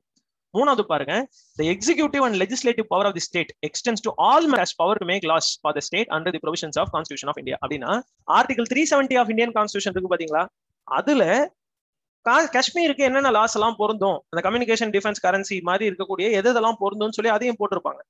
சோ அதை தவிர மீதி எல்லாத்தையும் இங்க இருக்கிறவங்களே நாங்களே தான் செஞ்சுப்போம். இந்த ஜேஎன்கே அசம்பிளி தான் இனிமே என்ன செய்யும், இந்த ஸ்டேட்டுக்கான சட்டங்களை முழுமையா முடிவு செய்யும். பார்லிமெண்ட் ஆஃப் இந்தியாவுடைய சட்டங்கள், இதர சட்டங்கள் செல்லாது அப்படின்ற மாதிரி சொல்லியிருப்பாங்க. இதுக்கு பிறகு பாத்தீங்கன்னா பர்மனன்ட் ரெசிடென்ட், காஷ்மீரி ரெசிடென்ட்ங்கிற நம்ம யாரு அப்படின்றது இங்க டிஃபைன் பண்ணிருப்பாங்க. நம்ம என்ன செஞ்சிருப்போம், ஃபர்ஸ்ட் யூனியன் அண்ட் இட்ஸ் டெரிட்டரின்னு சொல்லி நம்மளோட லேண்ட் டிஃபைன் பண்ணிருப்போம் பார்ட் 1ல, ஆர்டிகல் 1, 2, 3, 4ல. ஆர்டிகல்ஸ் 5, 6, 7, 8, 9, 10, 11 இதுல என்ன பேசியிருப்போம், இந்தியன் சிட்டிசன்ஸ்ங்கிறவன் இந்த கான்ஸ்டிடியூஷன் ஆரம்பிச்ச தேதியில யாரு, கான்ஸ்டிடியூஷன் ஆரம்பிக்கிறதுக்கு முன்னாடி இங்க இருந்து பாகிஸ்தான் போனவன் திரும்பி வந்தானா அவன் யாரு, அங்க இருந்து இங்க வந்தானா அவன் யாரு, அவனுக்கு எப்படி இந்தியன் சிட்டிசன்ஷிப் தரப்போறோம். அண்ட் இது மாதிரி நிறைய பேசியிருப்போம். வாலண்டரியா எங்கேயாவது சிட்டிசன்ஷிப் கொடுத்துட்டான் அப்படின்னா அவன் இனிமே இந்தியனே கிடையாதுன்னு சொல்லியிருப்போம், அதை கட் பண்ணிடுவோம் அப்படின்னு சொல்லியிருப்போம். அண்ட் இதுக்கு மேல ஒரு வேளை யாருக்காவது சிட்டிசன்ஷிப் தர வேண்டிய சூழ்நிலை ஏற்பட்டால் அது எப்படி தரணுங்கிறத பார்லிமெண்ட் முடிவு செய்யும் அப்படி சொல்லி முடிச்சு வச்சிருப்பாங்க ஆர்டிகல் 11ல. அதே மாதிரி அவன் என்ன செஞ்சிருப்பானா, resident of Kashmir, permanent resident of காஷ்மீர்ன்றவன் யாரு அப்படின்னு சொல்லி டிஃபைன் பண்ணிருப்பாங்க. சோ இதுதாங்க அவங்களுடைய கான்ஸ்டிடியூஷன். இப்ப நான் காமிச்சதுதான் அவங்களுடைய அபிஷியல் கான்ஸ்டிடியூஷன். இது எப்படி ஆயிடுச்சு அப்படின்னா, இது எனக்கு இதுக்கும் வந்து எனக்கு எப்படி ரியாக்ட் பண்றதுன்றது தெரியல. பட் எனக்கு இதை பேசும்போது டக்குன்னு ஒரு சின்ன கவுண்டமணி செந்தில் காமெடி வந்து ஞாபகம் வருது. அவர் வந்து இதுக்கு பேர் தான்டா பெட்டர் மார்க்ஸ் லைட், இதுக்கு பேர் தான் காயில், இதுக்கு பேர் தான் ஃபிலமெண்ட், இப்படிதான் எரியும்னு சொல்லுவார். இது எப்படி நான் எரியும் அப்படி சொல்லி செந்தில் தட்டி விட்டுருவார். பார்த்திருப்பீங்க, மேபி சில பேர் பார்த்திருப்பீங்க. அந்த மாதிரி இதுதான்ப்பா ஜம்மு அண்ட் காஷ்மீர் கான்ஸ்டிடியூஷன், இதுதான் 6 வருஷமா உட்காந்து எழுதணும், இதுல வந்து எல்லாத்தையும் பயங்கரமா டிஃபைன் பண்ணிருக்கோம் அப்படின்னு அவங்க கஷ்டப்பட்டு எழுதி வச்சிருக்கிறத இது எப்படிப்பா செல்லும் அப்படின்னு சொல்லி என்ன பண்ணிட்டோம், தள்ளி விட்டோம். பட் தென் அகைன் இப்ப அவங்க நார்மல்சி அடைஞ்சிட்டாங்களான்னு சொல்லிட்டு இப்ப நம்ம அடுத்த 2 கிளாஸ் காஷ்மீர்ல தான் ஸ்பெண்ட் பண்ணுவோம். அந்த 2 கிளாஸ்ல உங்களுக்கு தெரிய வரும். இப்ப நான் உங்களுக்கு சொன்னது என்னன்னா, இந்த கான்ஸ்டியூவன்ட் அசம்பிளி ஆஃப் காஷ்மீர் என்ன பண்ணிருக்காங்க, என்ன ஹிஸ்டரி அதுல இருக்கு அப்படின்னு சொல்லிட்டு பாத்துட்டோம். ஹரிசிங் எல்லாம் காணா போயிட்டாரு. மோனார்கின்றது 1952லயே அபாலிஷ் ஆயிருச்சு. அவரோட பையன் அவர் தான் கிங்கா இருந்தார். ஹரிசிங்கா 49லயே அடிச்சு விரட்டி விட்டாங்க. 52ல அவருடைய பையனையும் நீ இனிமே கிங் கிடையாது, யூ ஆர் பிரசிடென்ட் கிடையாது, ஹெட் ஆஃப் ஸ்டேட், சதார் இ ரியாசத் அப்படின்ற ஒரு டைட்டில் காஷ்மீரில அவர் கொடுத்திருப்பாங்க. பட் இது எல்லாத்தையுமே பின்னாடி இந்த கான்ஸ்டிடியூஷன் ஆஃப் காஷ்மீருங்கிறது காலி பண்ணிடும். ஷேக் அப்துல்லா இந்த எல்லா வருஷத்தையும் ஜெயில தான் இருப்பார். கொஞ்ச நாள் பிஎம் சீட்டு, இப்பா எவ்வளவு பெரிய மாளிகை எல்லாம் நல்லா இருக்கேன்னு வந்து உட்கார்ந்தவரை டக்குனு தூக்கி கொண்டு போய் ஜெயில வச்சிருவாங்க. அவரோட ப்ராப்ளம் என்ன, ஆர்டிகல் 370 எப்படி இவால்வ் ஆச்சு அப்படின்றத நம்ம நெக்ஸ்ட் கிளாஸ்ல பார்ப்போம். அதுக்கு அந்த நெக்ஸ்ட் கிளாஸ்ல என்னென்ன செய்வோம் அப்படின்னா, அங்க லா அண்ட் ஆர்டர் ப்ராப்ளம்ஸ் எப்ப ரொம்ப சிவியரா ஸ்டார்ட் ஆச்சு. இன்னைக்கு கிளாஸ்ல என்ன பண்ணிருக்கோம், யுனைடெட் நேஷன் செக்யூரிட்டி கவுன்சில் என்னென்ன ரெசல்யூஷன்ஸ் போட்டாங்க, அதன்படி இந்தியாவையும் பாகிஸ்தானையும் என்ன ஆர்டர் பண்ணாங்க. பாகிஸ்தான் மரியாதையா உன் ட்ரூப்ஸ் எல்லாம் கொண்டு வெளியே போனாங்க, நம்மள வந்து பிளபிசைட் நடத்துப்பா அப்படின்றத சொன்னாங்க. இந்தியா போய் நடத்துன்னு சொல்லல, பிளபிசைட்ல பார்ட்டிசிபேட் பண்ணு, பீஸ்ஃபுல்லா இரு, ஒன் ட்ரூப்ஸ் இருந்தா அதையும் பின்னாடி எடுத்துக்கோன்னு சொன்னாங்க. ரெண்டு பேருமே அதை ஒத்துக்கல. அவங்க ட்ரூப்ஸை வெளில கொண்டு போல, நம்ம என்ன செய்யலாம், பிளபிசைட்டுக்கே ஒத்துக்கல. ஏன்னா அவன் ட்ரூப்ஸை வெளில எடுத்துட்டு போற வரைக்கும் நான் ஒத்துக்க மாட்டேன். ட்ரூப்ஸ் மட்டும் இல்ல, அவனுடைய அந்த பஷ்தூன் ட்ரைப்ஸையும் அவன் வெளில எடுத்துட்டு போகணும் அப்படின்னு சொல்லியிருப்பாங்க. ஸோ ரெண்டு சைட்லயுமே இந்த ப்ராப்ளம் இன்னைக்கு வரைக்கும் அப்படியே இருக்கு.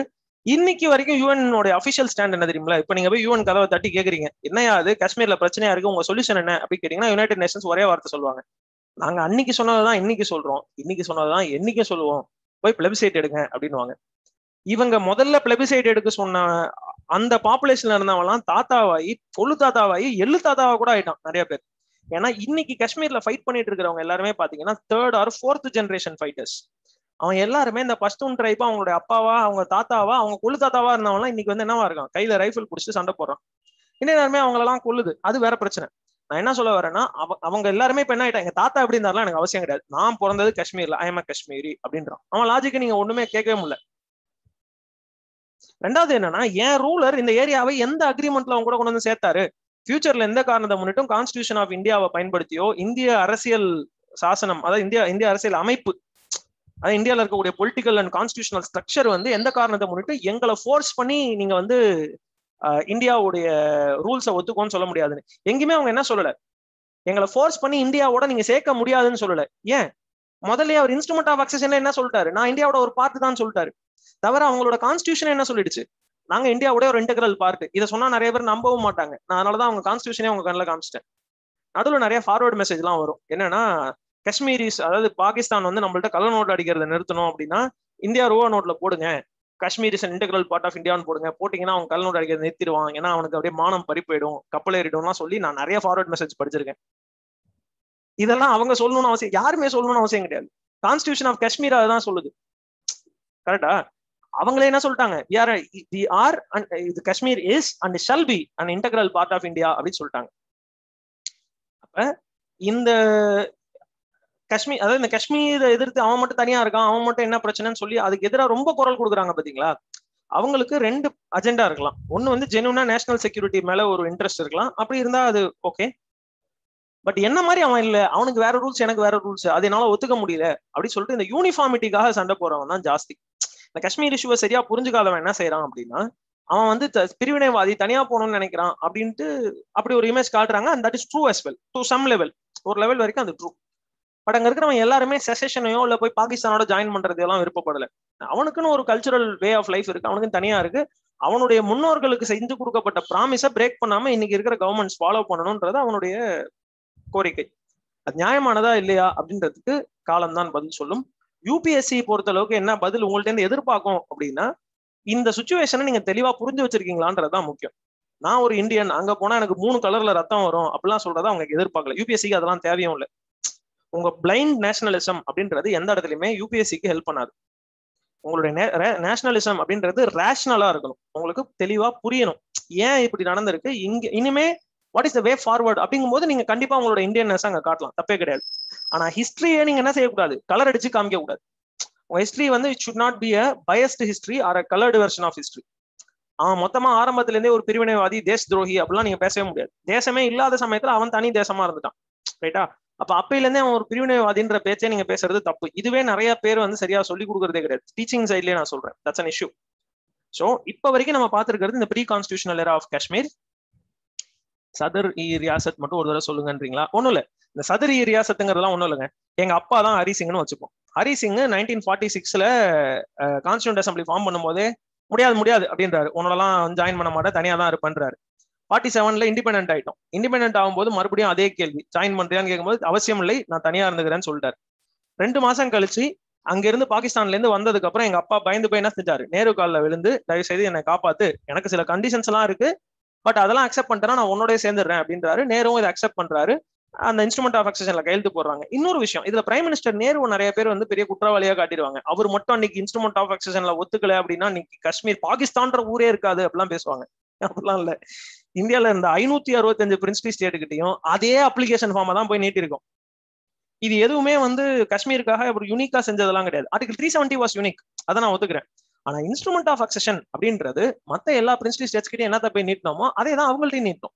கம்யூனிகேஷன், டிஃபென்ஸ், கரன்சி மூணுத்தையும் கவர்மெண்ட் ஆஃப் இந்தியா இப்போதைக்கு எடுத்துக்கும். பின்னாடி இருக்கக்கூடிய மேட்டரை இந்தியன் கான்ஸ்டியூஷன் வர சமயத்துல பேசிக்கலாம் அப்படின்ற அக்ரிமெண்ட்ல தான் 565 பிரின்சிபல் ஸ்டேட் கிட்டையும் நம்ம போய் அப்ளிகேஷனா நீட்டி இருக்கோம்.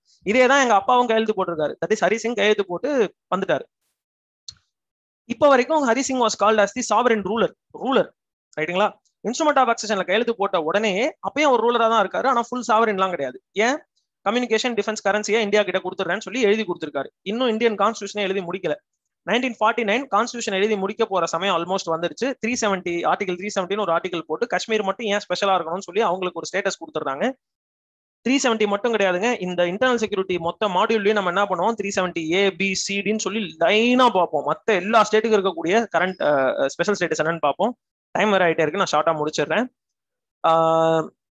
அந்த 370 அக்செப்ட் பண்ணிடுறாங்க. ஃபைனலி 1950 கான்ஸ்டியூஷன் ரிலீஸ் ஆயிடுது.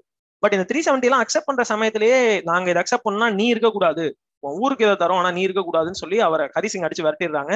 1952 சரி ஹரிசிங் என்ன பண்ணிடுறாரு, வெளில போகும்போது மகனே நீ தான் எல்லாமே சொல்லி என் கையில கொடுத்துட்டு போயிடுறாரு. நான் தான் கரண் சிங், நான் தான் இப்போ ரூலர் ஆஃப் காஷ்மீர். நல்லா புரிஞ்சுக்கோங்க, கவர்னர்லாம் கிடையாது, இப்போ பிரசிடென்ட் எல்லாம் கிடையாது. I'm the ruler of Kashmir, sovereign power. நான் எங்க அப்பா என்கிட்ட கொடுத்துட்டு போயிட்டாரு, அவருக்கு ஏதோ பிரச்சனை போயிட்டாரு.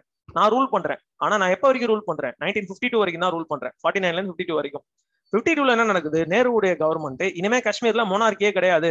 ஐயா கரண் சிங், இதனால உங்களுக்கு எந்த பிரச்சனையும் வராது, நீங்க காஷ்மீரை ரூல் பண்ணலாம். ஆனா இனிமே உங்க பேரு கிங் கிடையாது, உங்க பேரு சதார் இ ரியாசத்.